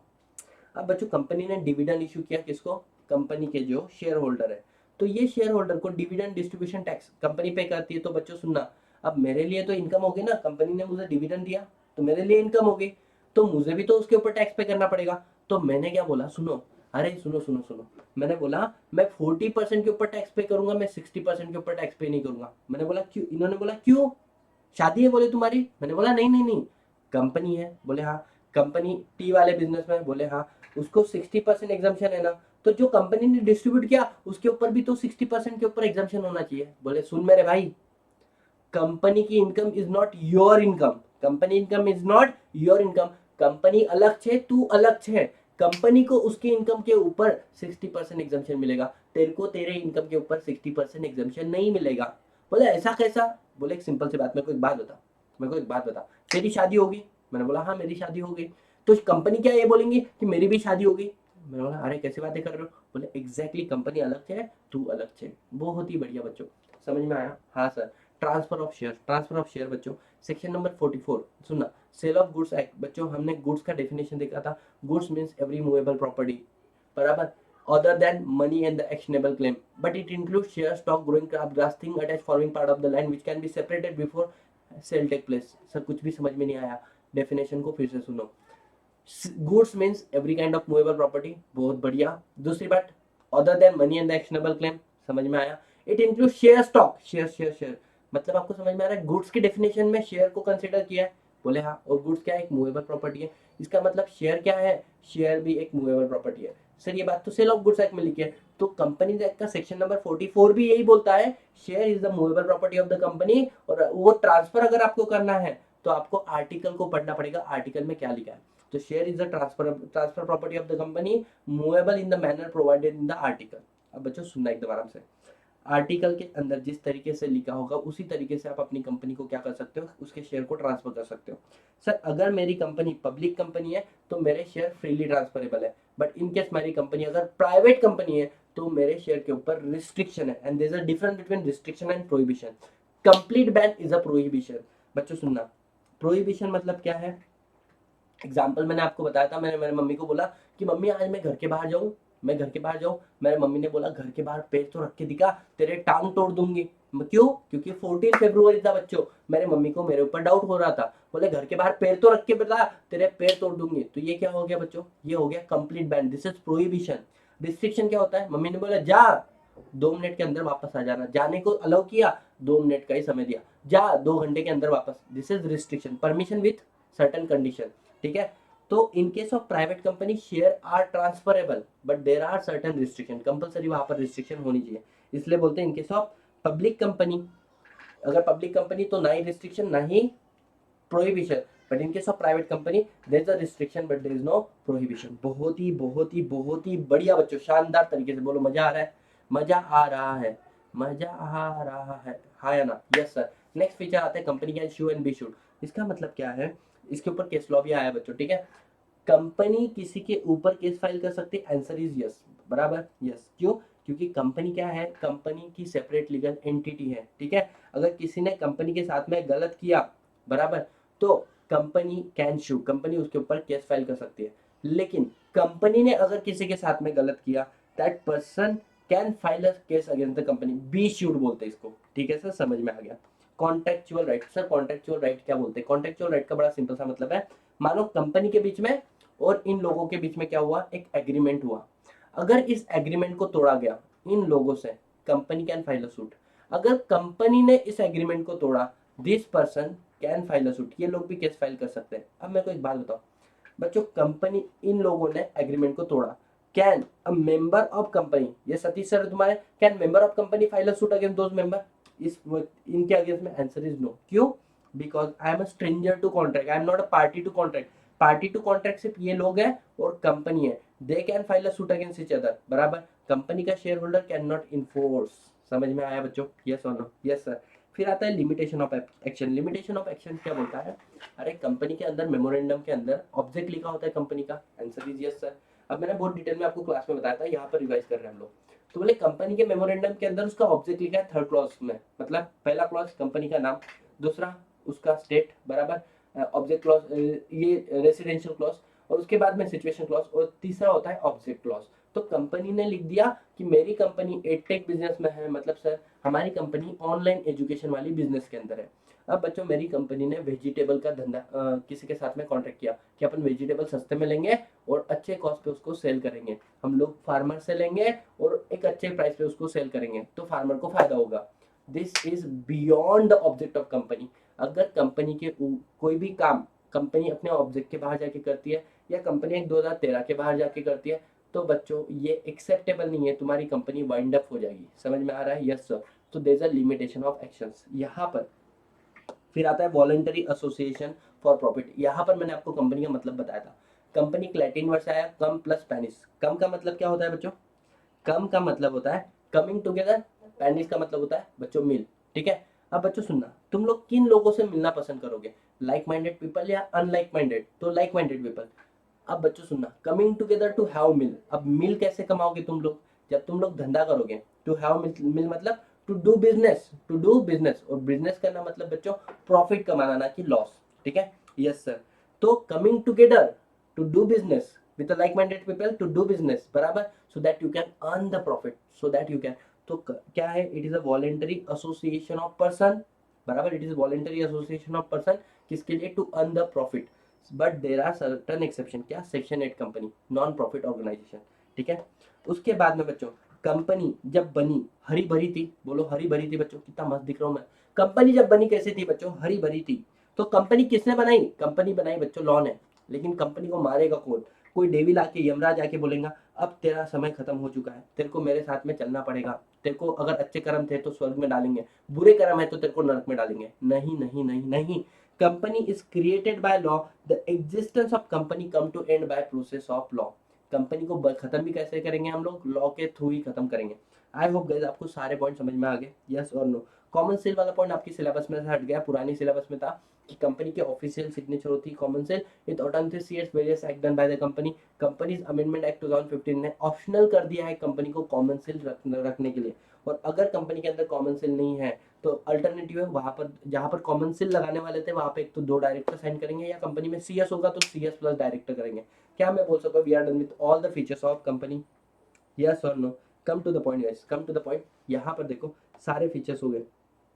हमारा हो गया कॉर्पोरेट पर्सनालिटी वाला फीचर्स। इसके अंदर हमने 4 केस लॉ देखे बच्चों। सोलोमन कंपनी लिमिटेड वर्सेस देख लिया, ली वर्सेस ली एयर फार्मिंग का दिया, ली कंडोली मतलब प्रॉपर्टी ट्रांसफर टी वाला बिजनेस का, समझना है ना। और नेशनल हॉरिजन, यहाँ पर आपको जो मैंने स्पेस दिया इसको प्रिंट आउट कर लेना और इनकी जजमेंट को एक एक लाइन के अंदर यहाँ पर लिख देना, सो दैट ये आपके दिमाग में सबकॉन्शियस माइंड में परमानेंटली फिक्स हो जाए।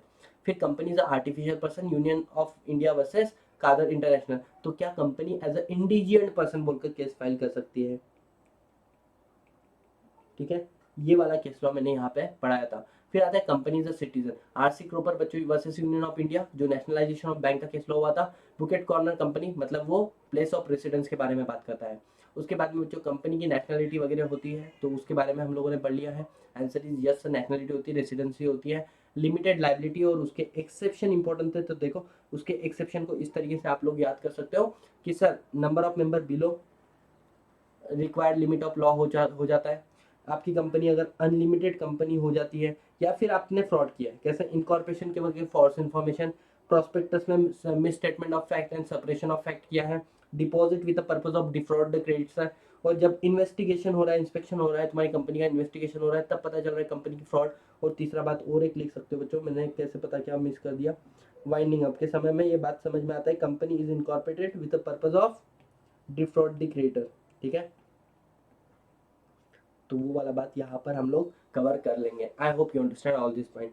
इसके बाद में हमने पढ़ा था बच्चों perpetual succession, RCB grow member में मेंबर को but company goes on forever, separate property बच्चों बच्चा मकरदास वाला केस लॉ, और मैक्यूरा नॉर्थन एश्योरेंस बच्चा वाला मतलब 60% एग्जम्पशन ऑन टी बराबर प्रॉफिट अर्न जो किया कंपनी में, और ये मैक्यूरा वर्सेस सेपरेट प्रॉपर्टी। ठीक है, transferability of share are the movable property transferable in manner provided in the article, capacity to sue and be sued, contractual right होता है कंपनी के पास, limitation of action आप आपके मेमोरेंडम के बाहर जाके कुछ काम नहीं कर सकते हो।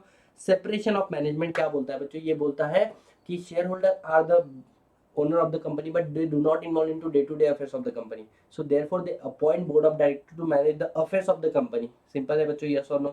yes sir। फिर हमने बोला share appoint the power to appoint and remove the director lies in the hand of the share holder of the company, so ultimate control of the company lies in the hand of the share holder of the company. Voluntary association for profit and the termination of existence. I hope you guys are clear with all this 3 point. क्या आपको मैं बोल सकता हूँ page number 1 बहुत अच्छे से cover हो चुका है बच्चों? मजा आ रहा है बच्चों, मजा आ रहा है? बोलो हाँ या ना। इसी तरीके से कल हम लोग मेंबरशिप चैप्टर का भी रिवीजन कर लेंगे। ठीक है, और ऐसे ही हम लोग सारे चैप्टर के भी रिवीजन कर लेंगे, सो दैट फाइनली आप इस एक लेक्चर को देखो, आपको सारे लेक्चर को देखने का काम नहीं है। ठीक है, और कहीं पे कंजूसी नहीं छोड़ी हम लोगों ने, किसी भी टॉपिक को ऊपरा ऊपरी नहीं कवर करा है। ठीक है, पूरा डिटेल में कवर करा है। अब आता है बच्चों तुम्हारा next topic, lifting of corporate will. Lifting of corporate veil क्या बोलता है बच्चों, सुनना। सबसे पहले कंपनी क्या है, एक इनकॉर्पोरेट एसोसिएशन है, कंपनी आर्टिफिशियल कंपनी पर्सन है, कंपनी सेपरेट लीगल एंटिटी है, कंपनी कॉन्ट्रैक्ट करती है तो कंपनी के पास अधिकार है। अगर कंपनी के ऊपर किसी ने कंपनी के साथ में, इस व्यक्ति ने अगर कंपनी के साथ में गलत किया, कंपनी उसके ऊपर केस फाइल कर सकती है। और कंपनी की लाइबिलिटी है कि अगर कंपनी ने इस व्यक्ति के साथ में गलत किया तो ये व्यक्ति भी क्या कर सकता है, कंपनी के ऊपर केस फाइल कर सकता है, be sued on the company. Simple है, यस सर। तो इसका बड़ा सिंपल मतलब क्या है, अब मुझे एक बात बताओ कि अगर कंपनी ने किसके ऊपर गलत किया, कंपनी ने इसके साथ में गलत किया कंपनी ने, तो क्या ये व्यक्ति हमारे गरीब से शेयर होल्डर के ऊपर केस फाइल कर सकते हैं क्या? Answer is no. क्यों sir? Because of corporate veil, because of corporate veil. तो कॉर्पोरेट विल क्या है? It is a shade that protect the member from the action of the company. अरे कंपनी के कर्मों के लिए कंपनी खुद लायबल है, मैं लायबल नहीं रहूंगा। इन द सिंपल टर्म, अगर कंपनी ने कोई लॉ को वायलेट किया, company incur any liability, the member is not liable for act of the company, the shareholder enjoy the protection from the act of the company। बराबर किसकी वजह से? because of this will बराबर। ये बोलता है कंपनी अलग छे और मेंबर तू अलग छे। ठीक है, लेकिन बच्चों सुनना, अगर कंपनी ने अब कंपनी को तो अपना दिमाग नहीं है, कंपनी को हाथ नहीं है, पैर नहीं है, कुछ भी नहीं है। कंपनी ने क्या किया बच्चों, पैसा लिया लोगों से और शेयर होल्डर ने उस पैसों से बच्चों अपना हनीमून सेलिब्रेट किया। अब मुझे एक बात बताओ, यहाँ पर ऐसा नहीं लगता है कि भाई साहब कंपनी को तुमने बनाया ही गलत पर्पज से है? यस और नो? Yes sir. ऐसे वाले केस में बच्चों कॉर्पोरेट विल को हमने हटा दिया। कॉर्पोरेट विल देखो ऐसी थी पहले, उसको हमने हटा दिया, और अब ये जो व्यक्ति है डायरेक्टली शेयर होल्डर के ऊपर केस फाइल कर सकता है। एकदम सिंपल है। हाँ सर, तो इसको हम लोग बोलेंगे इग्नोर सेपरेट लीगल एंटिटी, भाड़ में गया बोले separate legal entity, disregard corporate personality, looking behind the person who are in the actual control and the affairs of the company. और हम लोग क्या कर रहे हैं अब बच्चों, it is a description of court whether to लिव कॉर्पोरेट विल और नॉट। अगर तुम गलत गलत काम करोगे तो कंपनी के मर्जी पे है, चाहे तो वो कॉर्पोरेट विल लेफ्ट कर सकती है, चाहे वो ना करे, कोर्ट की मर्जी है, ठीक है। बट देर आर सिचुएशन जहाँ पे कॉर्पोरेट विल को हमने बार बार लेफ्ट किया है। तो सर सुनना सुनना सुनना, यहाँ पे पढ़ लेते इसको एक बार। It is found that the member are misusing the statutory privilege. अब स्टैट्यूटरी प्रिविलेज आपके पास क्या है, दैट इज प्रिविलेज मतलब एडवांटेज, सेपरेट लीगल एंटिटी, बराबर। The individual concern will not be allowed to take a shelter behind the corporate personality. अगर company किसी के साथ में गलत कर रही है, एक्चुअली पीछे से अगर आप गलत कर रहे हो, ऐसे केस में आप ये नहीं बोल सकते कंपनी अलग है मैं अलग है। मैंने आपको एक एग्जांपल दिया तो बच्चों सुनना एकदम आराम से। मेरी कंपनी है एसडीबी एजुवेंचर प्राइवेट लिमिटेड। अब एसडीबी एजुवेंचर प्राइवेट लिमिटेड के साथ में आप लोगों ने कॉन्ट्रैक्ट किया, ठीक है, आपको इनवॉइस मिला कि आपने कंपनी लॉ का फीस पे किया है। अब इस वाली केस के अंदर सुनना, कल जाके मैंने आपका सिलेबस कंप्लीट नहीं किया, क्या आप मेरे ऊपर केस फाइल कर सकते हो? मैं बोलता मेरे ऊपर क्यों फाइल कर रहे हो, मेरे ऊपर क्यों फाइल कर रहे हो, कंपनी अलग है मैं अलग हूँ, कंपनी के ऊपर करो। लेकिन बच्चों सुनना, मैंने जानबूझ के तुम लोगों से पैसा लिया था, मैंने सोचा ही नहीं, मैंने सोचा था कि तुमको पढ़ाऊंगा ही नहीं, समझ में आया? फिर भी मैं तुम्हारे से पैसा ले रहा हूँ, यहाँ पे मैं कंपनी का मिसयूज कर रहा हूँ बच्चों। कल जाके जब तुम मेरे ऊपर केस फाइल करोगे, मैं बोलूंगा मेरे के ऊपर क्यों कर रहे हो, कंपनी के ऊपर। तो ऐसे वाले केस में लिफ्टिंग ऑफ कॉर्पोरेट विल किया जाता है। The court will break through the corporate shell, जो कॉर्पोरेट शेल बना हुआ है कॉर्पोरेट लीगल एंटिटी, उसको ब्रेक थ्रू करेगा and the principle doctrine of corporate veil को लिफ्ट करेगा, ठीक है, बहुत बढ़िया। अब बच्चों इसके अंदर कुछ केस लॉ हुए थे। सबसे पहले आता है कमीशन ऑफ क्या है, commission of fraud and improper conduct. मतलब क्या है, यहाँ पे बच्चों there is a person called Lipman and there is a person called Jones. अब इसमें क्या होता है, this is case Jones versus Lipman. यहाँ पर लिपमैन ने बच्चों क्या किया, एग्रीमेंट टू सेल किया अपनी प्रॉपर्टी किसको, जॉन्स को, बराबर। अब उस प्रॉपर्टी के रेट बढ़ गए, रेट बढ़ गए क्यों, because of any government scheme उस प्रॉपर्टी के बहुत रेट बढ़ गए।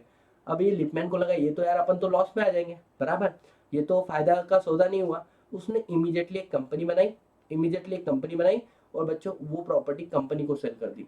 जब जॉन बोला कि भाई अब एग्रीमेंट टू सेल क्या होता है बच्चों, एग्रीमेंट टू सेल मतलब मैं आपको फ्यूचर डेट में घर प्रॉपर्टी सेल करने वाला हूँ, ठीक है। तो जॉन्स ने बोला चल भाई ये ले तेरे पैसे और मेरे को घर दे दे। लिपमैन बोलता है सॉरी यार मैं कुछ भी नहीं कर सकता हूँ, वो प्रॉपर्टी तो एक एक कंपनी को मैंने सेल कर दिया। बच्चों जॉन चले गया कहाँ पर, कोर्ट के अंदर। जॉन्स ने बोला सुनो सुनो सुनो, ये जो कंपनी है ना जिसको इसने प्रॉपर्टी सेल किया है, इस कंपनी को बनाने वाला व्यक्ति कौन है, ये खुद लिपमैन है। इसने हमारे बीच में जो ट्रांजेक्शन हुआ है इसको अवॉइड करने के लिए कंपनी बनाई। तो बच्चों ऐसे केस में हमने क्या किया, लिफ्टिंग ऑफ कॉर्पोरेट विल।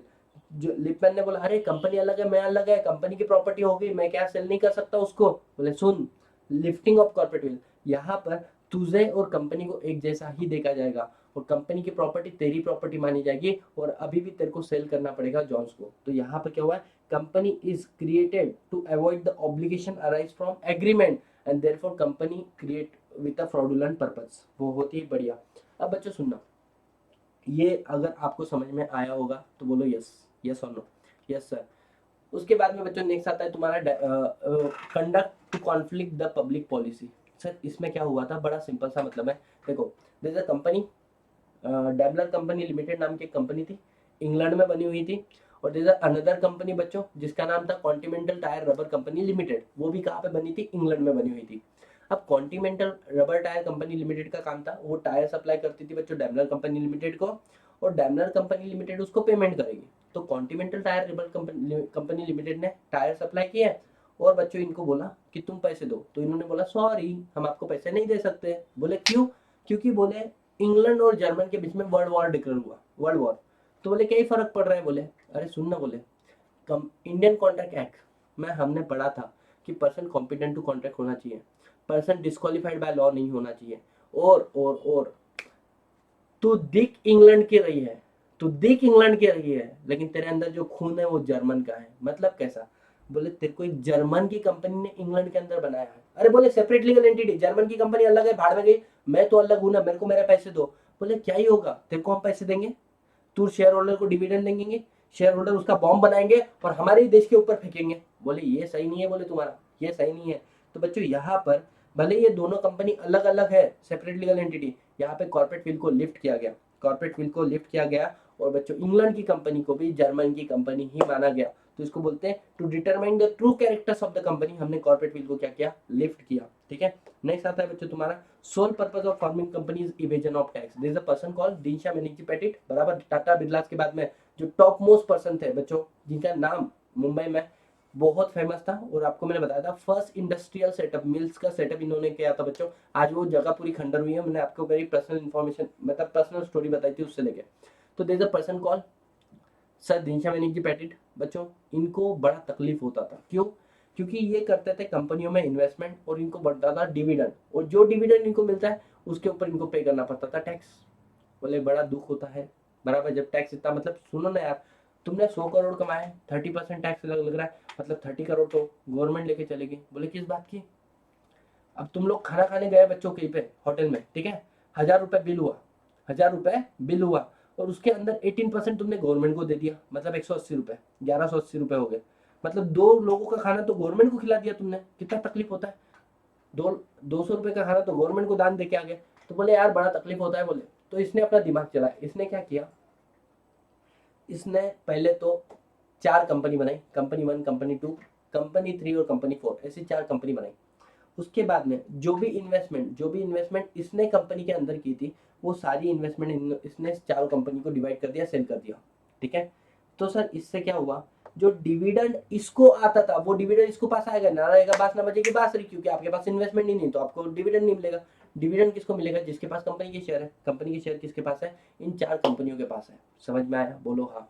तो अब इसने क्या किया, समझना, इसने क्या किया, जो इन कंपनी को डिविडेंड के फॉर्म में पैसा आया, देख रहे होगे आप, तो डिविडेंड के फॉर्म में जो इन कंपनी को पैसा आया, in the form of loan खुद ले लिया। इनकम टैक्स वाले घर पे आए, बोले क्या बात है, आजकल टैक्स पे नहीं कर रहे हो? बोले बड़े बुरे दिन आ गए, बोले हमारे। बोले कैसे? बोले पहले इनकम आता था तो टैक्स देता था, अब इनकम ही नहीं आ रहा है, बोले कर्जे में जिंदगी चल रही है, बोले लोन लोन पे जी रहा हूँ। Loan is a liability not a income, तो लोन के ऊपर आपको टैक्स पे नहीं करना पड़ता है। कर्जे में जिंदगी चल रही, बोले जिंदगी झंड है फिर भी घमंड है। इंग्लिश में बोले तो life is damn shit still the attitude double it, क्योंकि इतने बड़े घर में आज भी रह रहा हूँ, बोले मैं। समझ में आया है तुम लोगों को? तो ऐसे वाले केस में क्या हुआ बच्चों, ये इनकम टैक्स डिपार्टमेंट ने देखा कि ये 4 कंपनी को किसने, इसने अपनी इन्वेस्टमेंट किसको सेल की, बोले 4 कंपनी को सेल की। इस कंपनी में कोई धंधा नहीं था, इस कंपनी में कोई एसेट नहीं थी, ये कंपनी शेल कंपनी थी, फालतू कंपनी थी। और इस कंपनी के 100% शेयर किसके पास है? सर दिनशा बैनर्जी बेटी के पास है। मतलब इस कंपनी को बनाने का पर्पज ही क्या है? Tax evasion. तो ऐसे केस में लिफ्टिंग ऑफ कॉर्पोरेट विल किया गया, इन कंपनी की इनकम को सर दिनशा बैनर्जी पेटेंट की इनकम मानी गई, और बच्चों उसके ऊपर टैक्स पे किया गया। आई hope you understand in depth. ठीक है, बहुत अच्छे से मैं आप लोगों को पढ़ा रहा हूँ, इट इज नॉट लाइक कि revision, it is in depth revision. Hope so you understand. अब इसके बाद में क्या हुआ सर, इसके बाद में ऐसा हुआ another where the corporate facet is really only agency instrumentality। मतलब क्या है सर? बहुत बढ़िया ध्यान देना। दिस अ कंपनी, अमेरिका की एक कंपनी थी, उन्होंने इंडिया के अंदर मूवी बनाई बच्चों। ठीक है, अब वो मूवी के अंदर हमें बोर्ड ऑफ ट्रेड के पास रजिस्टर करना पड़ेगा। जो भी मूवी तुमने इंडिया में बनाई है उसको रजिस्टर करना पड़ेगा तुमको, किसके पास? बोर्ड ऑफ ट्रेड के पास। अब इन लोगों ने अप्लाई किया registration that movie in the name of British company. क्यों? क्योंकि बोले अमेरिका की कंपनी बहुत बार रिजेक्ट हो जाती है, अमेरिका की कंपनी बहुत बार रिजेक्ट हो जाती है, बोले फालतू फालतू सीन रहते हैं हमारे मूवी के अंदर, और बहुत सारे लोगों को तकलीफ होता है हमारी सक्सेस को देख के। तो इन्होंने क्या किया, एक ब्रिटिश कंपनी को इनकॉर्पोरेट किया, ब्रिटिश के अंदर एक कंपनी को इनकॉर्पोरेट किया। बनाई किसने? खुद ने। और नाम किसके नाम पे रजिस्टर कर रहे हैं? ब्रिटिश कंपनी के ऊपर। बोले ये गलत हो रहा है, ये गलत हो रहा है। क्यों? क्योंकि और वो ब्रिटिश कंपनी के नाम में तुम मूवी को रजिस्टर कर रहे हो, ब्रिटिश कंपनी के 100% मतलब जो कैपिटल है वो भी कहाँ से आ रहा है? अमेरिका से आ रहा है। तो इन्होंने बोला सुन सुन सुन सुन, वो ब्रिटिश शिप नाम की है, इंस्ट्रूमेंट बोलकर यूज कर रहे हो, actually it is not a British company just because it is registered in the British, बराबर। तो इन्होंने बोला sorry, it is not possible. Board of trade ने इनका प्रपोजल रिजेक्ट कर दिया, बोले हम ब्रिटिश कंपनी के नाम में इसको रजिस्टर नहीं करने वाले हैं। तो समझ में आया सर, सेपरेट लीगल एंटिटी हटाया गया, क्योंकि यहाँ पे ब्रिटिश कंपनी को तुम जस्ट इंस्ट्रूमेंट बोलकर यूज कर रहे थे। बहुत ही बढ़िया, आ जाओ बच्चों। नेक्स्ट आता है बच्चों avoidance of welfare legislature. This is a company earning huge amount of dividend, huge amount of dividend and interest. तो अब ये कंपनी डिविडेंड अर्न करती थी, और अपने जो मेंबर्स है, बराबर, ये जो अपने वर्कर है उनको क्या देती थी बच्चों? बोनस देती थी। कंपनी को बड़ा तकलीफ होता था, बोले जो मैं डिविडेंड अर्न कर रही हूँ वो मेरे नॉलेज की वजह से कर रही हूँ, मेरी इन्वेस्टमेंट की वजह से कर रही हूँ, ये वर्कर की मेहनत की वजह से नहीं कर रहे हो, लेकिन मेरे को वर्कर को क्या देना पड़ रहा है, बोनस देना पड़ रहा है। कंपनी को बुरा लगता था, तो इसकी वजह से कंपनी ने क्या किया, सुनना, कंपनी ने क्या किया बच्चों, एक नई कंपनी बनाई और अपनी सारी इन्वेस्टमेंट इस कंपनी को ट्रांसफर कर दी। अब डिविडेंड किसको मिलेगा, इस कंपनी को मिलेगा, इस कंपनी को डिविडेंड नहीं मिलेगा। इनकम कम तो प्रॉफिट कम, प्रॉफिट कम तो बच्चों बोनस भी नहीं इशू करना पड़ेगा। तो यहाँ पर बोनस को अवॉइड करने के लिए आपने नई कंपनी बना दी। तो क्या मैं ये बोल सकता हूँ बच्चों, क्या मैं ये बोल सकता हूँ कि यहाँ पे क्रिएशन ऑफ न्यू कंपनी हुआ है because of what, because of to avoid the welfare legislature. तो ऐसे केस में भी लिफ्टिंग ऑफ कॉर्पोरेट विल किया गया, इस कंपनी के इनकम को कंपनी की ही इनकम मानी गई और इनको बोनस पे करना पड़ा। ठीक है, और लास्ट पॉइंट बच्चों, ठीक है, small scale industry. Small scale industry case में क्या होता है कि जहाँ पर एक, आपको मैंने केस लॉ बताया था merchandise transport versus British transport commission वाला, कि भाई साहब मर्चेंडाइज ट्रांसपोर्ट ने ब्रिटिश ट्रांसपोर्ट कमीशन को अप्लाई किया कि बोले तुम लोग लाइसेंस दे रहे हो, फ्री में क्या दे रहे हो, ट्रेवल्स मतलब बसेस दे रहे हो, बराबर हमको भी दे दो। बोले सुनो सर सुनो, हम लोग बड़े कंपनियों को नहीं दे रहे, वेल नोन कंपनियों को नहीं दे रहे, हम तो छोटी छोटी स्टार्टअप कंपनी को दे रहे, नई नई कंपनियों को दे रहे। बोले ठीक है। अब ये बड़ी कंपनी ने क्या किया बच्चों, इसके पास तो ना कुछ जितना पैसा पड़ा था, company 1, company 2, company 3, company 4, company 5, छोटी छोटी छोटी छोटी कंपनी बना दी इन लोगों ने। और अब छोटी छोटी कंपनी अप्लाई कर रही है ब्रिटिश ट्रांसपोर्ट कंपनी को, क्या बोल के कि सर मुझे आप क्या दे दो, बस दे दो, नहीं बराबर मुझे लाइसेंस दे दो। वो ऑलमोस्ट उनको ब्रिटिश ट्रांसपोर्ट इनको लाइसेंस देने वाली थी, तब तक इनके कॉम्पिटिटर ने बता दिया कि बोले अरे वो तुमको पागल बना रहे हैं, समझ में आ रहा है, वो खुद आपसे लाइसेंस नहीं ले सकते, तो उन्होंने छोटी छोटी कंपनी बना के आपसे लाइसेंस ले रहे हैं। मतलब what you can not do directly you are doing indirectly, ऐसा नहीं चलेगा, समझ में, what you can not do directly you can not do indirectly. ठीक है, तो ये जो कंपनी है छोटी छोटी, they are control by same group of person and company. तो यहाँ पे corporate held that the lifting of corporate veil किया गया टू सी कि रियल पर्सन कौन है जो कंपनी को कंट्रोल कर रहा है। और यहाँ पर लास्ट केस लॉ बच्चों जो तुम्हारी मॉड्यूल में दिया है, that is Kapila Hingori versus state of Bihar. Sir इस केस में क्या हुआ था, बहुत बढ़िया समझने एकदम आराम से। This is government company, government company ने बच्चों अपने वर्कर को सैलरी नहीं दिया था, तो वर्कर ने क्या किया था बच्चों, केस फाइल कर दिया किसके ऊपर, गवर्नमेंट के ऊपर, गवर्नमेंट के ऊपर बच्चों केस फाइल कर दिया, क्या बोलकर कि ये सैलरी नहीं दे रहे। तो अब हमें तो पता है ना, the share holder is not liable for the act of the company. अगर गवर्नमेंट कंपनी का शेयर होल्डर है तो they are not liable for act of the company, but it is exception to exception. मतलब भाई साहब इसमें कुछ अलग ही डिसीजन आया। वो डिसीजन क्या था कि बोले सुनना सुनना सुनना, स्टेट में not liable for day to day functioning of the company, but इस वाले केस में स्टेट लाइबल है, failure to perform constitutional duty.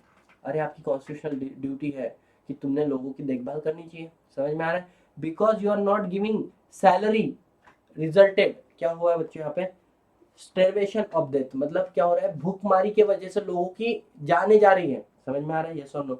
So here failure to perform the constitutional duty and the life, मतलब लोगों की जान, it is a something more than mere existence. ये normal देखो, एक होता है नॉर्मल रहना और एक होता है अच्छे से रहना। तो बोले सिर्फ एग्जिस्टेंस मतलब लोग भूखमारी से मर रहे हैं, लोग पीड़ा में हैं, और बोले अरे जिंदा तो है ना, ऐसा नहीं चलेगा। Here you need to perform. Here the government is liable for act of the company. Government को पैसा देना पड़ा, समझ में आया बच्चों, यस और नो। सर यहाँ पर टॉपिक खत्म हो जाता है। ठीक है, अब एक बार आ जाओ हम लोग देख लेते हैं हमारी नोट्स के अंदर क्या क्या हमने बच्चों कॉर्पोरेट विल पढ़ा, बोलो हाँ या ना। Yes sir, corporate veil is a shade that protect the member from the acting action of the company. Yes sir, उसके बाद में in the simple term company is violated any law, बराबर, so then the member is not liable. अगर company किसी law का violate करती है, incur any liability, member is not liable. क्यों, share holder enjoy the protection for the act from the act of the company. इसके आगे क्या बोला है, lifting of corporate will. Lifting of corporate veil क्या बोलता है बच्चों, अगर मेंबर मिसयूज कर रहे स्टैट्यूटरी प्रिविलेज का, जो सेपरेट लीगल एंटिटी उसको मिला है, ठीक है, ऐसे केस में they can not allow to take a shelter behind the corporate personality. वो ये नहीं बोल सकते सेपरेट लीगल एंटिटी, कंपनी अलग है, मैं कंपनी के लिए लाइबल नहीं है। The court will break through all the corporate shell, मतलब कंपनी इसको क्या करे, कोर्ट क्या करे, ब्रेक करेगा कॉर्पोरेट शेल को एंड अप्लाई टू मिस क्या principle doctrine that let down, बराबर, लिफ्टिंग ऑफ कॉर्पोरेट विल किया जाएगा। चार बातें आपको पता है, ignore separate legal entity, disregard corporate personality, looking behind the person who are in the actual control in the affairs of the company, under the exceptional it is a complete discretion of the court whether to leave corporate will or not, and there are certain circumstances where the corporate will was left. आप case law बच्चों देख लो यहाँ पे। सबसे पहले commission, fraud, improper conduct, Jones versus Lipman का case law याद रख लेना। Where the conduct conflict with the public policy, बच्चों Daimler company limited, continental rubber tyre company limited का केस लॉ याद रखना। Sole purpose of evasion of tax, बच्चों sir Dinshaw Maneckji Petit का केस लॉ याद रखना। Where the corporate facade as merely agency में इंस्ट्रूमेंटलिटी, RG film company का मैंने आपको केस लॉ बताया था, वो याद रखना। अवॉइडेंस ऑफ वेलफेयर लेजिस्लेचर, बच्चों workman associate rubber industry limited versus associate rubber industry limited याद रख लेना। स्मॉल स्केल इंडस्ट्री, बच्चों merchandise transport versus British transport commission case law वाला याद रखना। Hiding criminal activity, hiding criminal activity मतलब अरे सुनना, अगर तुमने कोई क्रिमिनल एक्टिविटी किया तो सामने वाले को जेल होता है। अब कंपनी तो आर्टिफिशियल पर्सन है, उसका लीगल एग्जिस्टेंस नहीं है, बराबर। आप कंपनी को जेल थोड़ी डाल सकते हो। कंपनी को ये बोलोगे अरे कंपनी चल मैं तेरे को कहाँ पे रख रहा हूँ, तेरी सर्टिफिकेट ऑफ इनकॉर्पोरेशन को जेल के अंदर रख रहा हूँ, ऐसा नहीं होता है ना।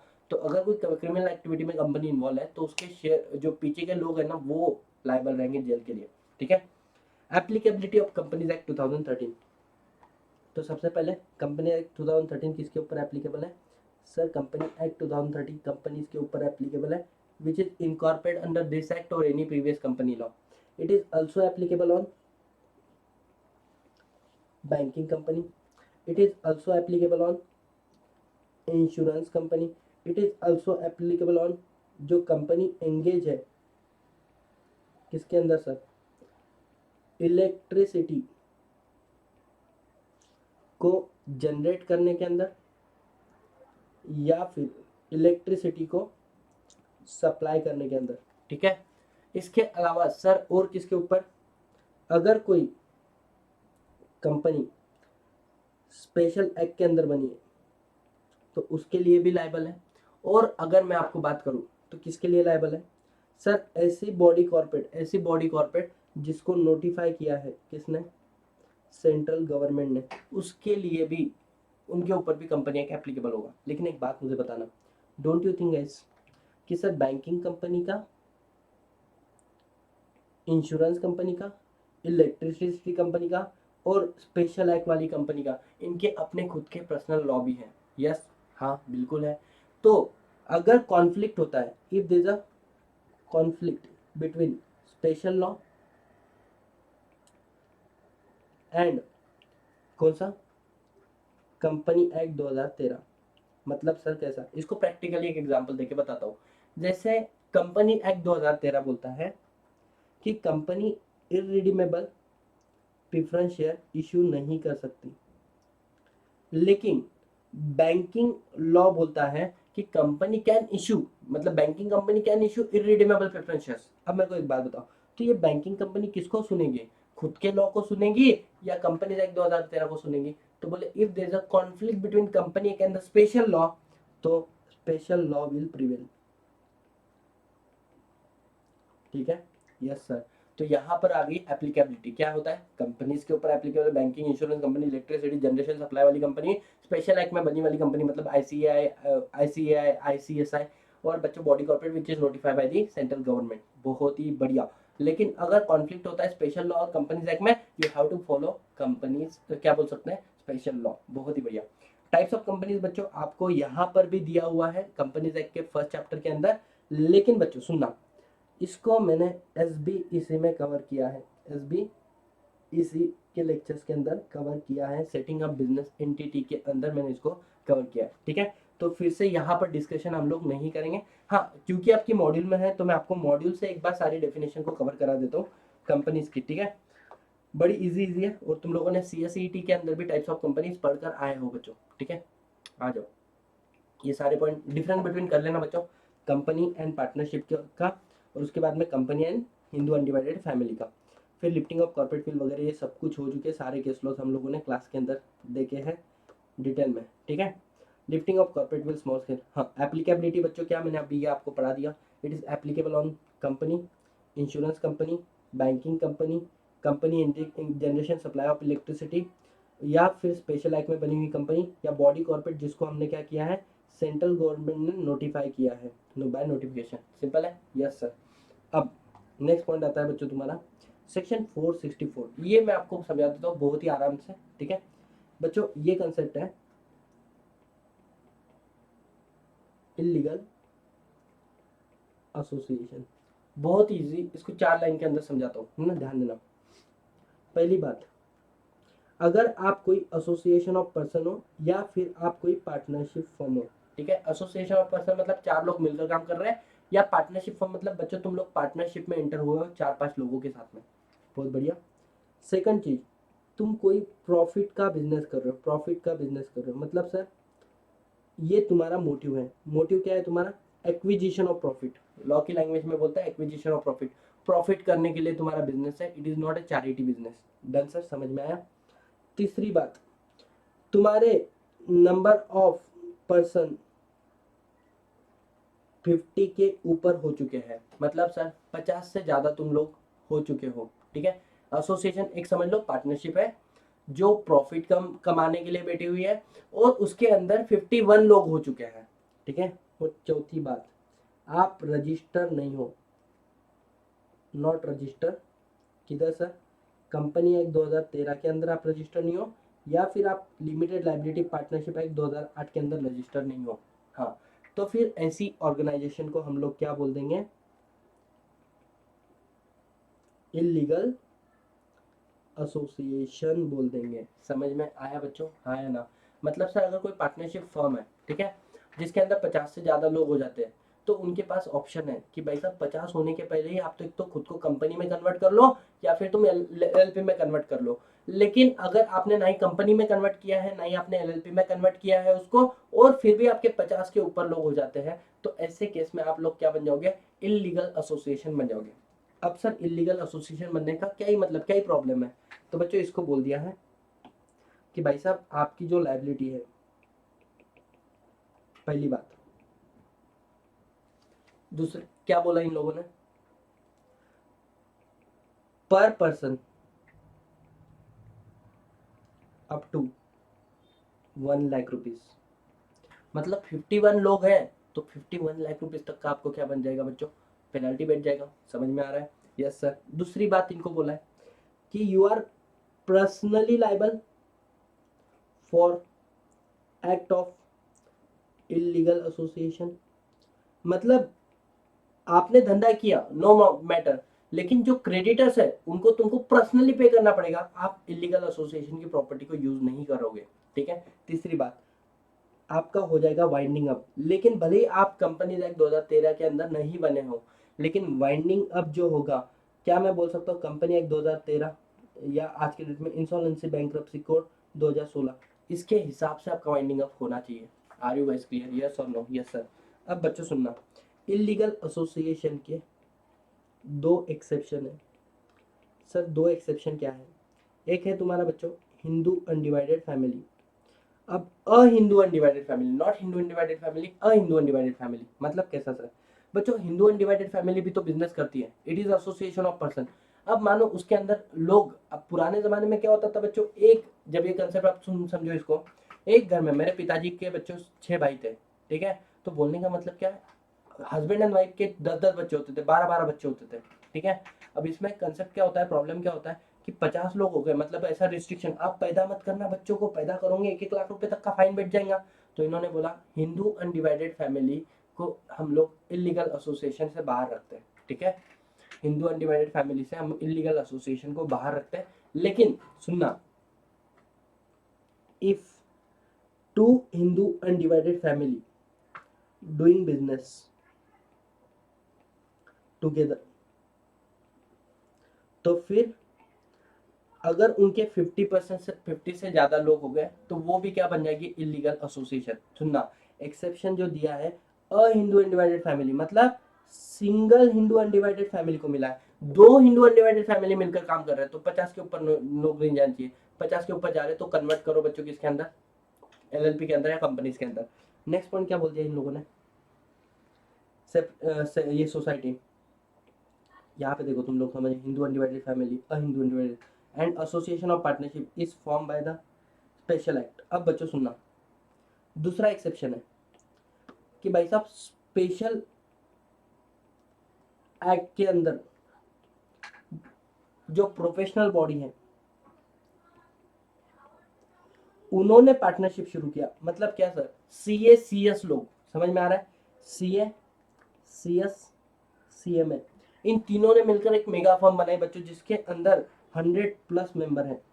CA में बन गया 100+ मेंबर है तो ये चल जाएगा, इसका तकलीफ नहीं है। देखो, in case of association of partnership which is form by the professional who are govern by special act, तो वो एक्सेप्टेबल है। अब देखो पहली बात, सेक्शन 40 क्या बोल 464 क्या बोलता है कि भाई साहब इसको पढ़ो, association of person or a partnership consisting more than 50% shall form for the purpose of carrying on any business has object to acquisition of gain, मतलब प्रॉफिट कमाना, ठीक है।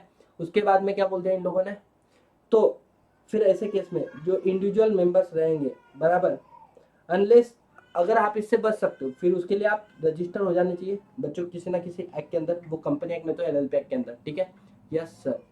अब आगे बढ़ो, every association of person partnership carrying on the business contravention of subsection, मतलब 50 के आगे हो चुके बिजनेस को कैरी ऑन कर रहे हो तो आपके ऊपर 1 लाख रुपए तक का आपको क्या मिल सकता है बच्चों, फाइन लगेगा।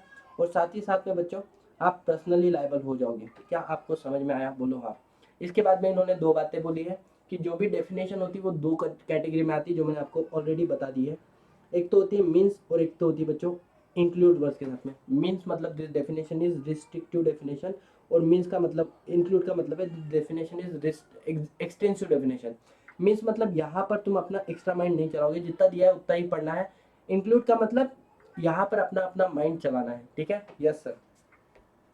अब बच्चों सुनो फटाफट मैं आपको कवर करा देता हूँ की कंसेप्ट। कंपनी मीन्स जितना दिया होता है, company means a company which is incorporated under this act और एनी प्रीवियस कंपनी लॉ। बच्चों कंपनी लिमिटेड बाय गारंटी मैंने आपको ऑलरेडी बना दिया, आपकी liability to the extent amount undertake to contribute to the asset of the company at the event of the winding up, बराबर। Yes. फिर आता है बच्चों कंपनी लिमिटेड बाय शेयर्स। यहाँ पर बच्चों if you guys remember means a company having liability of its member limited to the unpaid value, वो याद रखना आप लोगों ने। सर पब्लिक कंपनी का डेफिनेशन बहुत ही सिंपल, public company means company which is not private company having minimum paid up share capital as may prescribe, मतलब सर पब्लिक कंपनी एक प्राइवेट कंपनी नहीं है और इसका पेड अप शेयर कैपिटल उतना ही है जितना प्रिस्क्राइब है। पहले ये लिमिट हुआ करता था 5 लाख रुपए का, आज ये लिमिट हटा दिया गया है, ठीक है। लेकिन अगर आपकी एक पब्लिक लिमिटेड कंपनी है तो सेक्शन 3 बोलता है कि कम से कम तुम्हारे अंदर 7 पर्सन होने चाहिए, मेंबर होने चाहिए। हाँ। उसके बाद में सेक्शन 4 बोलता है कि हर एक मेंबर ने कम से कम 1 शेयर लेना चाहिए, बोलो हाँ। तो कम, और 1 शेयर का वैल्यू तुमने 1 रुपया भी रखा तो कम से कम 7 रुपए के तो शेयर तुम्हारे होने चाहिए कि नहीं होने चाहिए, तो पेड शेयर कैपिटल कम से कम 7 रुपए होगा अगर तुम्हारी कंपनी लिमिटेड बाय शेयर्स होगी तो, ठीक है। अब आ जाओ होल्डिंग कंपनी और बच्चों सब्सिडरी कंपनी, इसको ध्यान देना है एकदम आराम से, मैं आपको समझा देता हूँ। होल्डिंग कंपनी बच्चों ये कंपनी है एच लिमिटेड और ये है बच्चों एस लिमिटेड, ठीक है। अब अगर एस लिमिटेड के मोर देन एस लिमिटेड के more than 50% of total voting right किसके पास है बच्चों, एस लिमिटेड के पास, तो एस लिमिटेड मानी जाएगी होल्डिंग कंपनी। एस लिमिटेड का composition of board of director manage कौन कर रहा है, एस लिमिटेड कर रहा है, तो एस लिमिटेड को होल्डिंग कंपनी माना जाएगा। समझ में आ रहा है बच्चों, बोलो यस और no. Yes.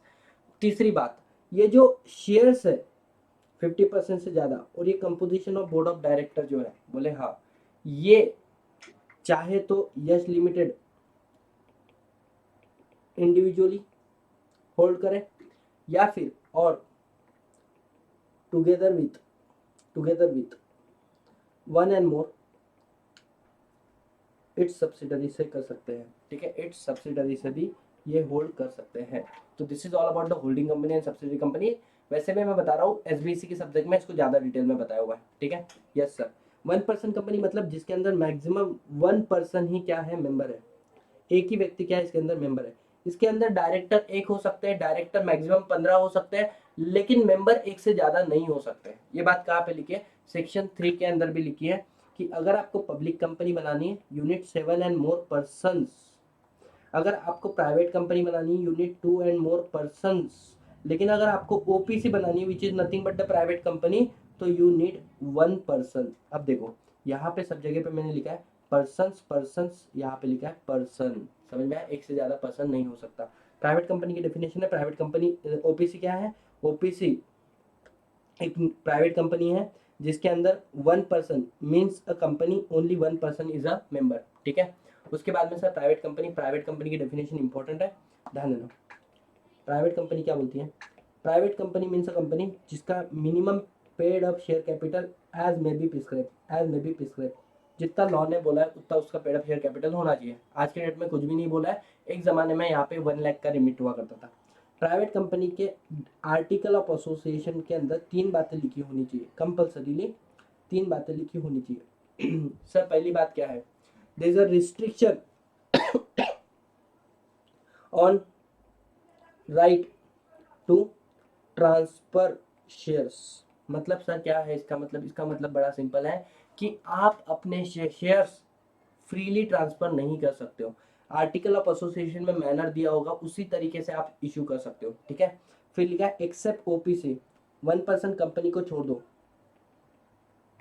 Maximum number of member आपके कितने हो गए, 200 हो गए, 200 से ज़्यादा लोग आपकी कंपनी में नहीं रहेंगे। इसके अंदर भी उन्होंने एक्सप्लेनेशन दी है क्या, कि भाई साहब अगर जॉइंट शेयर होल्डर होगा, जॉइंट शेयर होल्डर होगा तो उसको 1 काउंट करेंगे, ठीक है।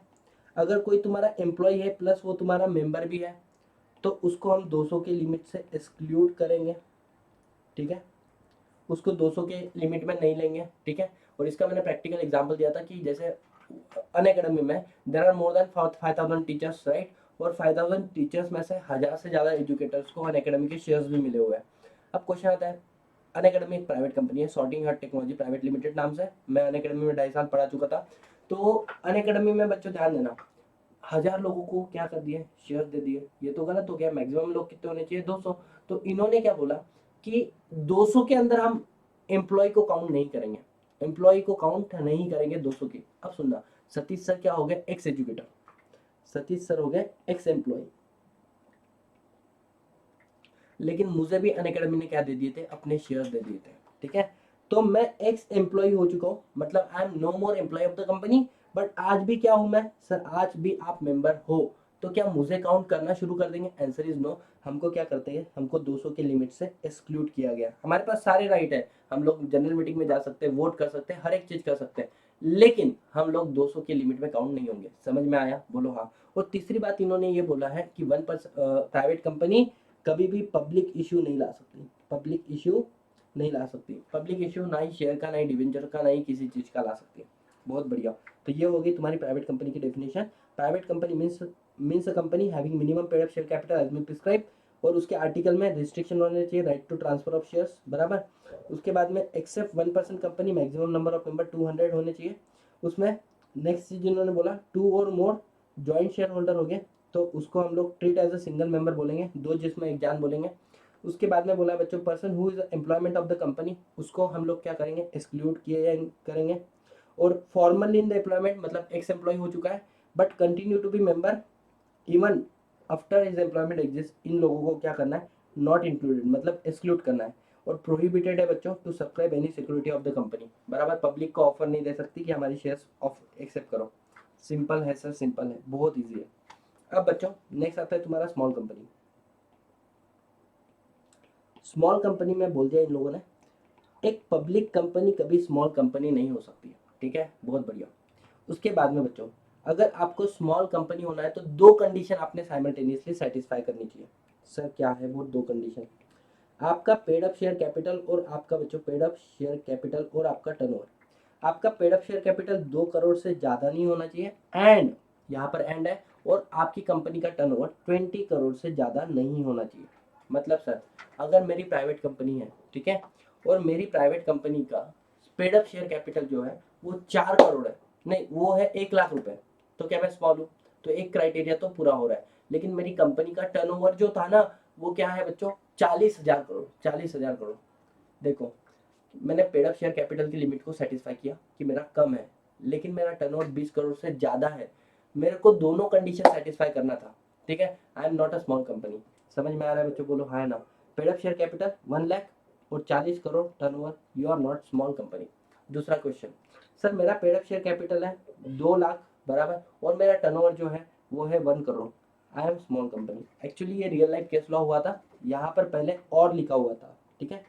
तो एक कंपनी थी जिसका टर्नओवर जो था वो 40,000 करोड़ था और उसका paid up share capital 2 lakh था। अब लॉ मेकर ने क्या लिखा, लॉ और लिखा, तो वो क्या बोलते थे, अरे हम तो स्मॉल कंपनी है ना, हमारा पेड अप शेयर कैपिटल तो और लिखा है ना, भले हमारा टर्नओवर कितना हो गया 40 करोड़ हो गया, लेकिन हमारा पेड अप शेयर कैपिटल तो 1 लाख है। तो लॉ ने यहाँ पे अमेंडमेंट लाई और इस और वर्ड को हटा दिया और बोल दिया एंड।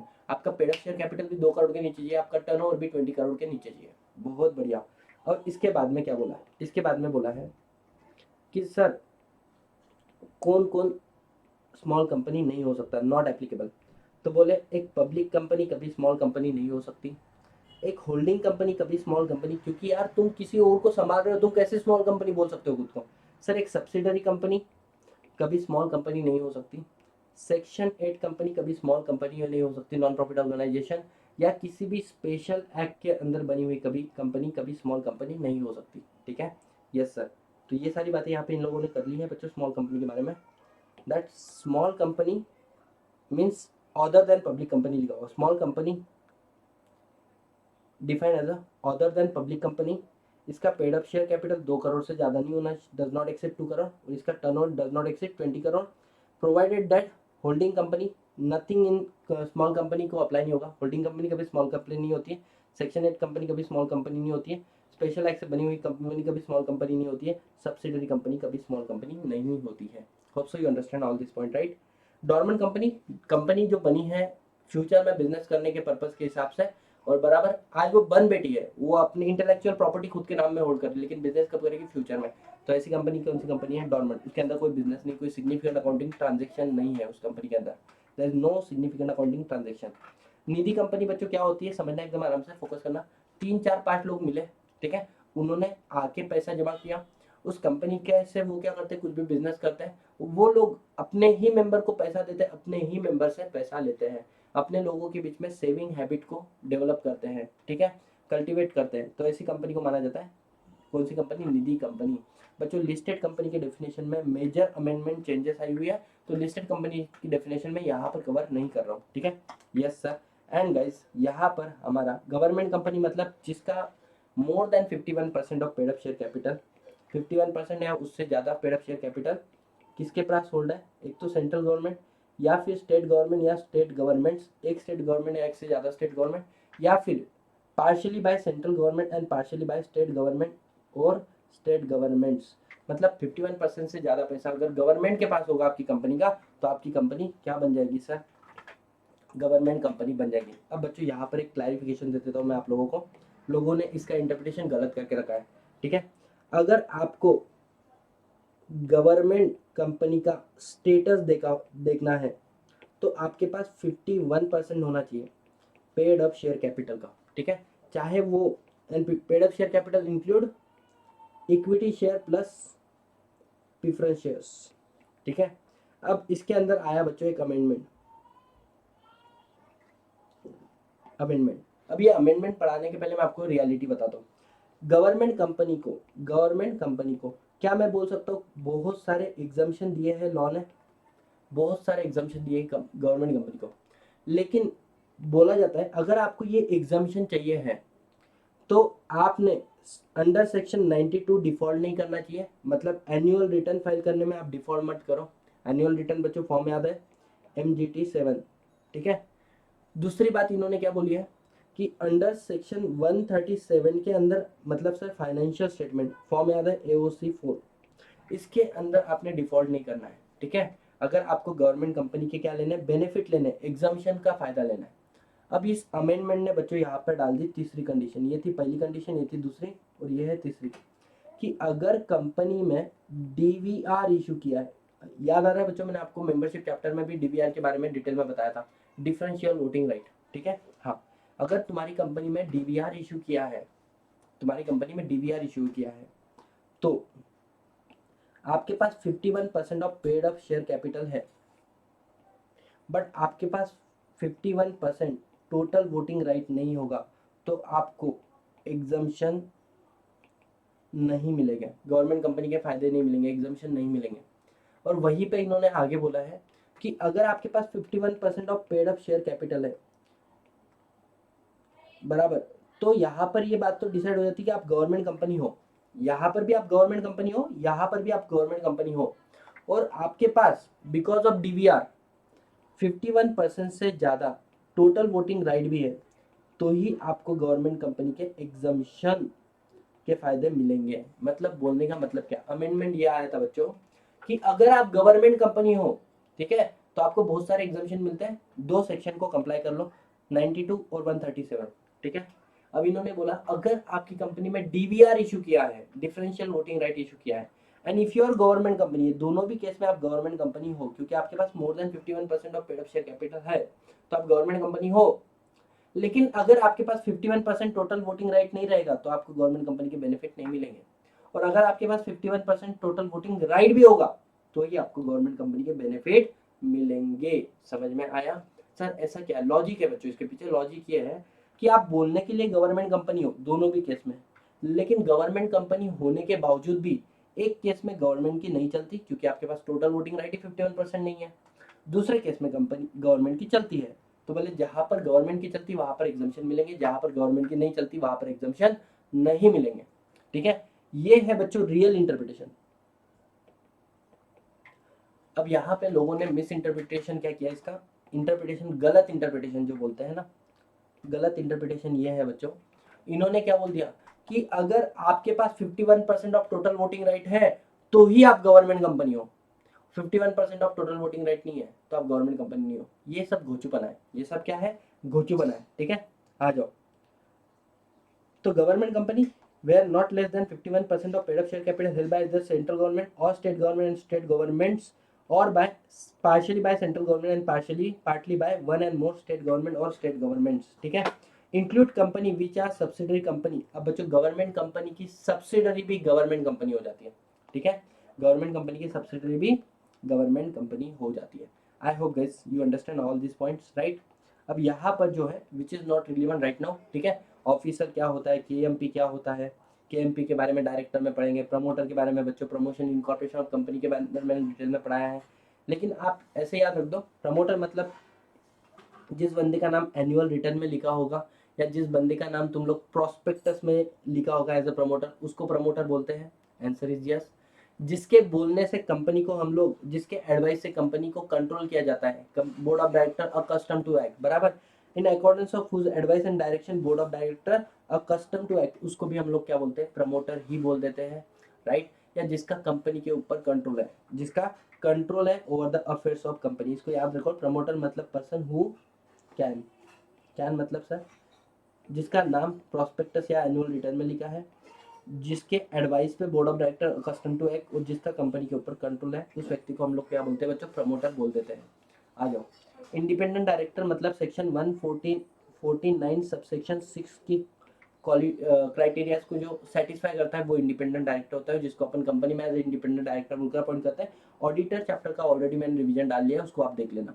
क्लास एक्शन के बारे में बच्चों मेंबरशिप चैप्टर में बहुत डिटेल में बताया था, section 244, section 241 operation mismanagement, if you guys can remember, section 100 collective rights of the members, वो सारी बातें आप लोगों को याद आ रही होगी, ठीक है।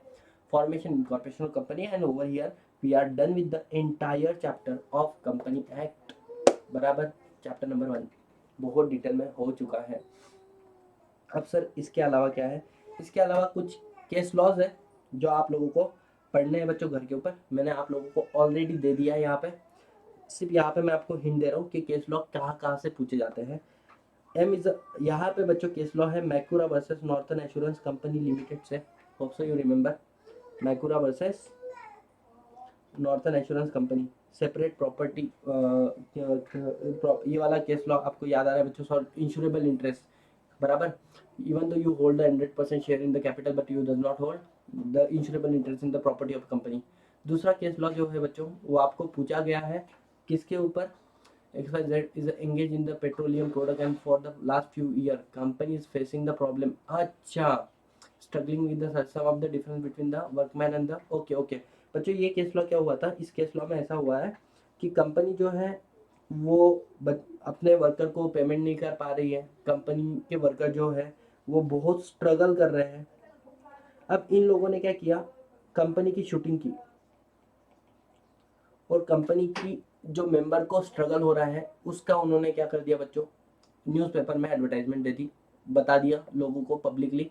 क्या कंपनी इनके ऊपर केस फाइल कर सकती है एज अ डिफामेशन बोलकर कि तुमने कंपनी की डिफामेशन किया, कंपनी को मतलब सर मान हानि की है, कंपनी का जो मान सम्मान था, रेपुटेशन थी, उसको हानि पहुंचाई है। Answer is no. क्यों? बिकॉज हमने पढ़ा था right to sue and be sued, yes और no, yes, company can not claim damages against the worker. क्यों? बिकॉज यहाँ पर जो स्ट्रगल हुआ है डिफॉर्मेशन में, अगर आप कोई रियलिटी बताते हो तो वो डिफॉर्मेशन नहीं होता है। दूसरा केस लॉ आया था बच्चों न्यू हॉराइजन, याद आ रहा है? The experience of share holder is the experience of company, हमने केस लॉ किया था, ठीक है, वो केस लॉ यहाँ पर है। अगर two companies incorporate with the same set of share holder, तो क्या इसका मतलब वो कंपनी का है? मतलब क्या हुआ सुनना, ए और बी ने मिलकर ए बी प्राइवेट लिमिटेड बनाई और ए और बी ने मिलकर ही पी क्यू प्राइवेट लिमिटेड बनाई, तो मतलब ये दोनों कंपनी सेम है? Answer is no. क्यों sir? Because even the two companies are incorporate with the same set of share holder, they are distinct, बराबर, सेपरेट लीगल एंटिटी। उसके बाद में बच्चों managing director and the other director of the company are not liable to sue for the damages dues against. अच्छा बच्चों case law हुआ था Abdul Haq versus दास मई वाला केस लॉ था बच्चों। इसके अंदर क्या हुआ था, सैलरी नहीं पे की थी वर्कर की, तो वर्कर ने डायरेक्टर के ऊपर केस फाइल कर दिया, director is not liable for act of the company, simple है। उसके बाद में share holder is personally liable for the act of the company, answer is false, a separate legal person है, company is liable for its own act, member are not personally liable for act of the company. Next case law आता है बच्चों तुम्हारा, in the annual general meeting सारे के सारे लोग मर गए बच्चों बॉम्ब ब्लास्ट होने की वजह से, ठीक है, तो ऐसे वाले केस में परपेचुअल सक्सेशन का लिख देना। आरसीबी ग्रोवर ने बोला था मेंबर में come member may go but company goes on forever, the death insolvency insanity of the member does not affect the status of the company, even the hydrogen bomb does not have power to destroy the purpose, क्या बोल सकते हैं बच्चों, existence of the company, ये सारी बातें लिख देना। Company incorporate under company act 2013 never die except it is wound up. हाँ, कंपनी अगर एक बनती लॉ से है तो उसका एग्जिस्टेंस भी लॉ से ही खत्म होता है, company by law process and होगी, जैसे वाइंडिंग अप कर से, डिसोल्यूशन ऑफ अंडर आईबीसी या फिर आरओसी स्ट्राइक ऑफ कर देंगे तुम्हारी कंपनी का नाम, तो उस तरीके से बंद होगी, ठीक है। Company applied as a indigent person, बच्चों याद आ रहा है गरीब वाला, company is a person, yes, and company can apply as a indigent person, ये केस लॉ मैंने आप लोगों को बताया था बच्चों, if you guys can remember, ठीक है। उसके बाद में a separate personality of a company is a statutory privilege and it must be, यहाँ पे बच्चों लिफ्टिंग ऑफ कॉर्पोरेट विल के बारे में लिखना, लिफ्टिंग ऑफ corporate will.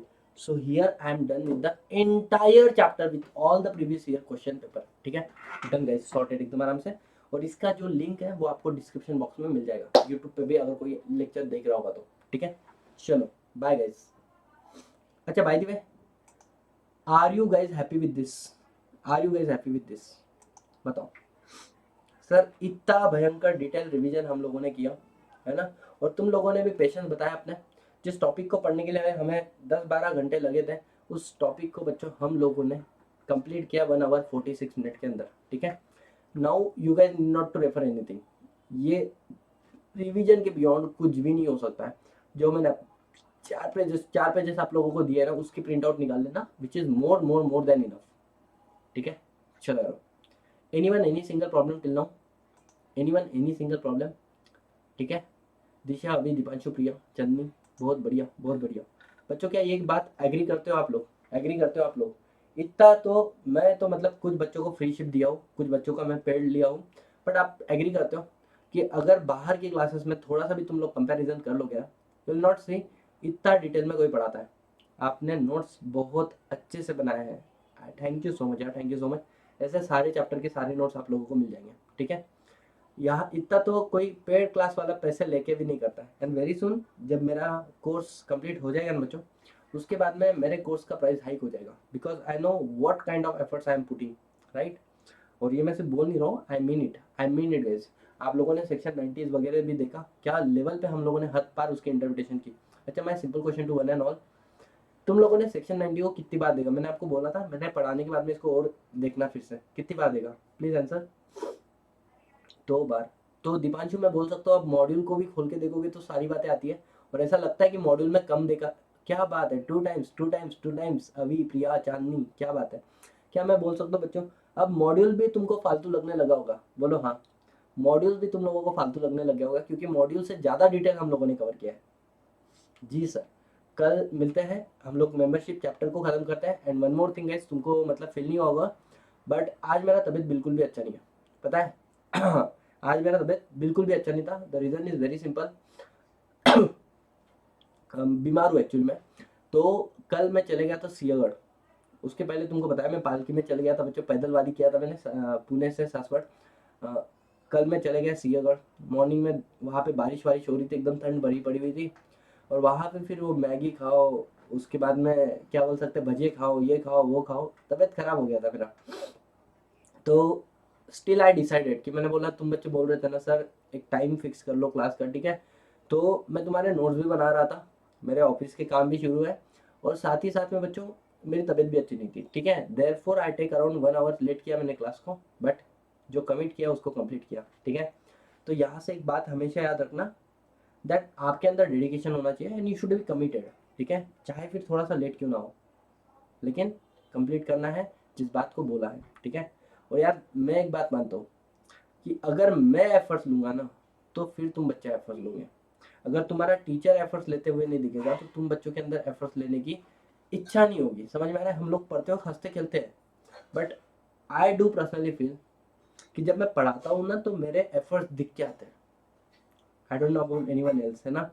कोई इसको बहुत इजी तरीके से कर लेता होगा, ऐसे कर लेता हूँ, बट आई पर्सनली फील कि जब मैं पढ़ाता हूँ मेरे एफर्ट्स बच्चों को दिख के आते हैं, ठीक है। चला रहा हूँ। So thank you so much, bye bye, take care, see you all in the next class guys, right. और मेरे बच्चों को इधर उधर जाके किसी और के लेक्चर देखने का काम भी नहीं देता है, क्योंकि अपना ही लेक्चर काफ़ी है, ठीक है। बाय।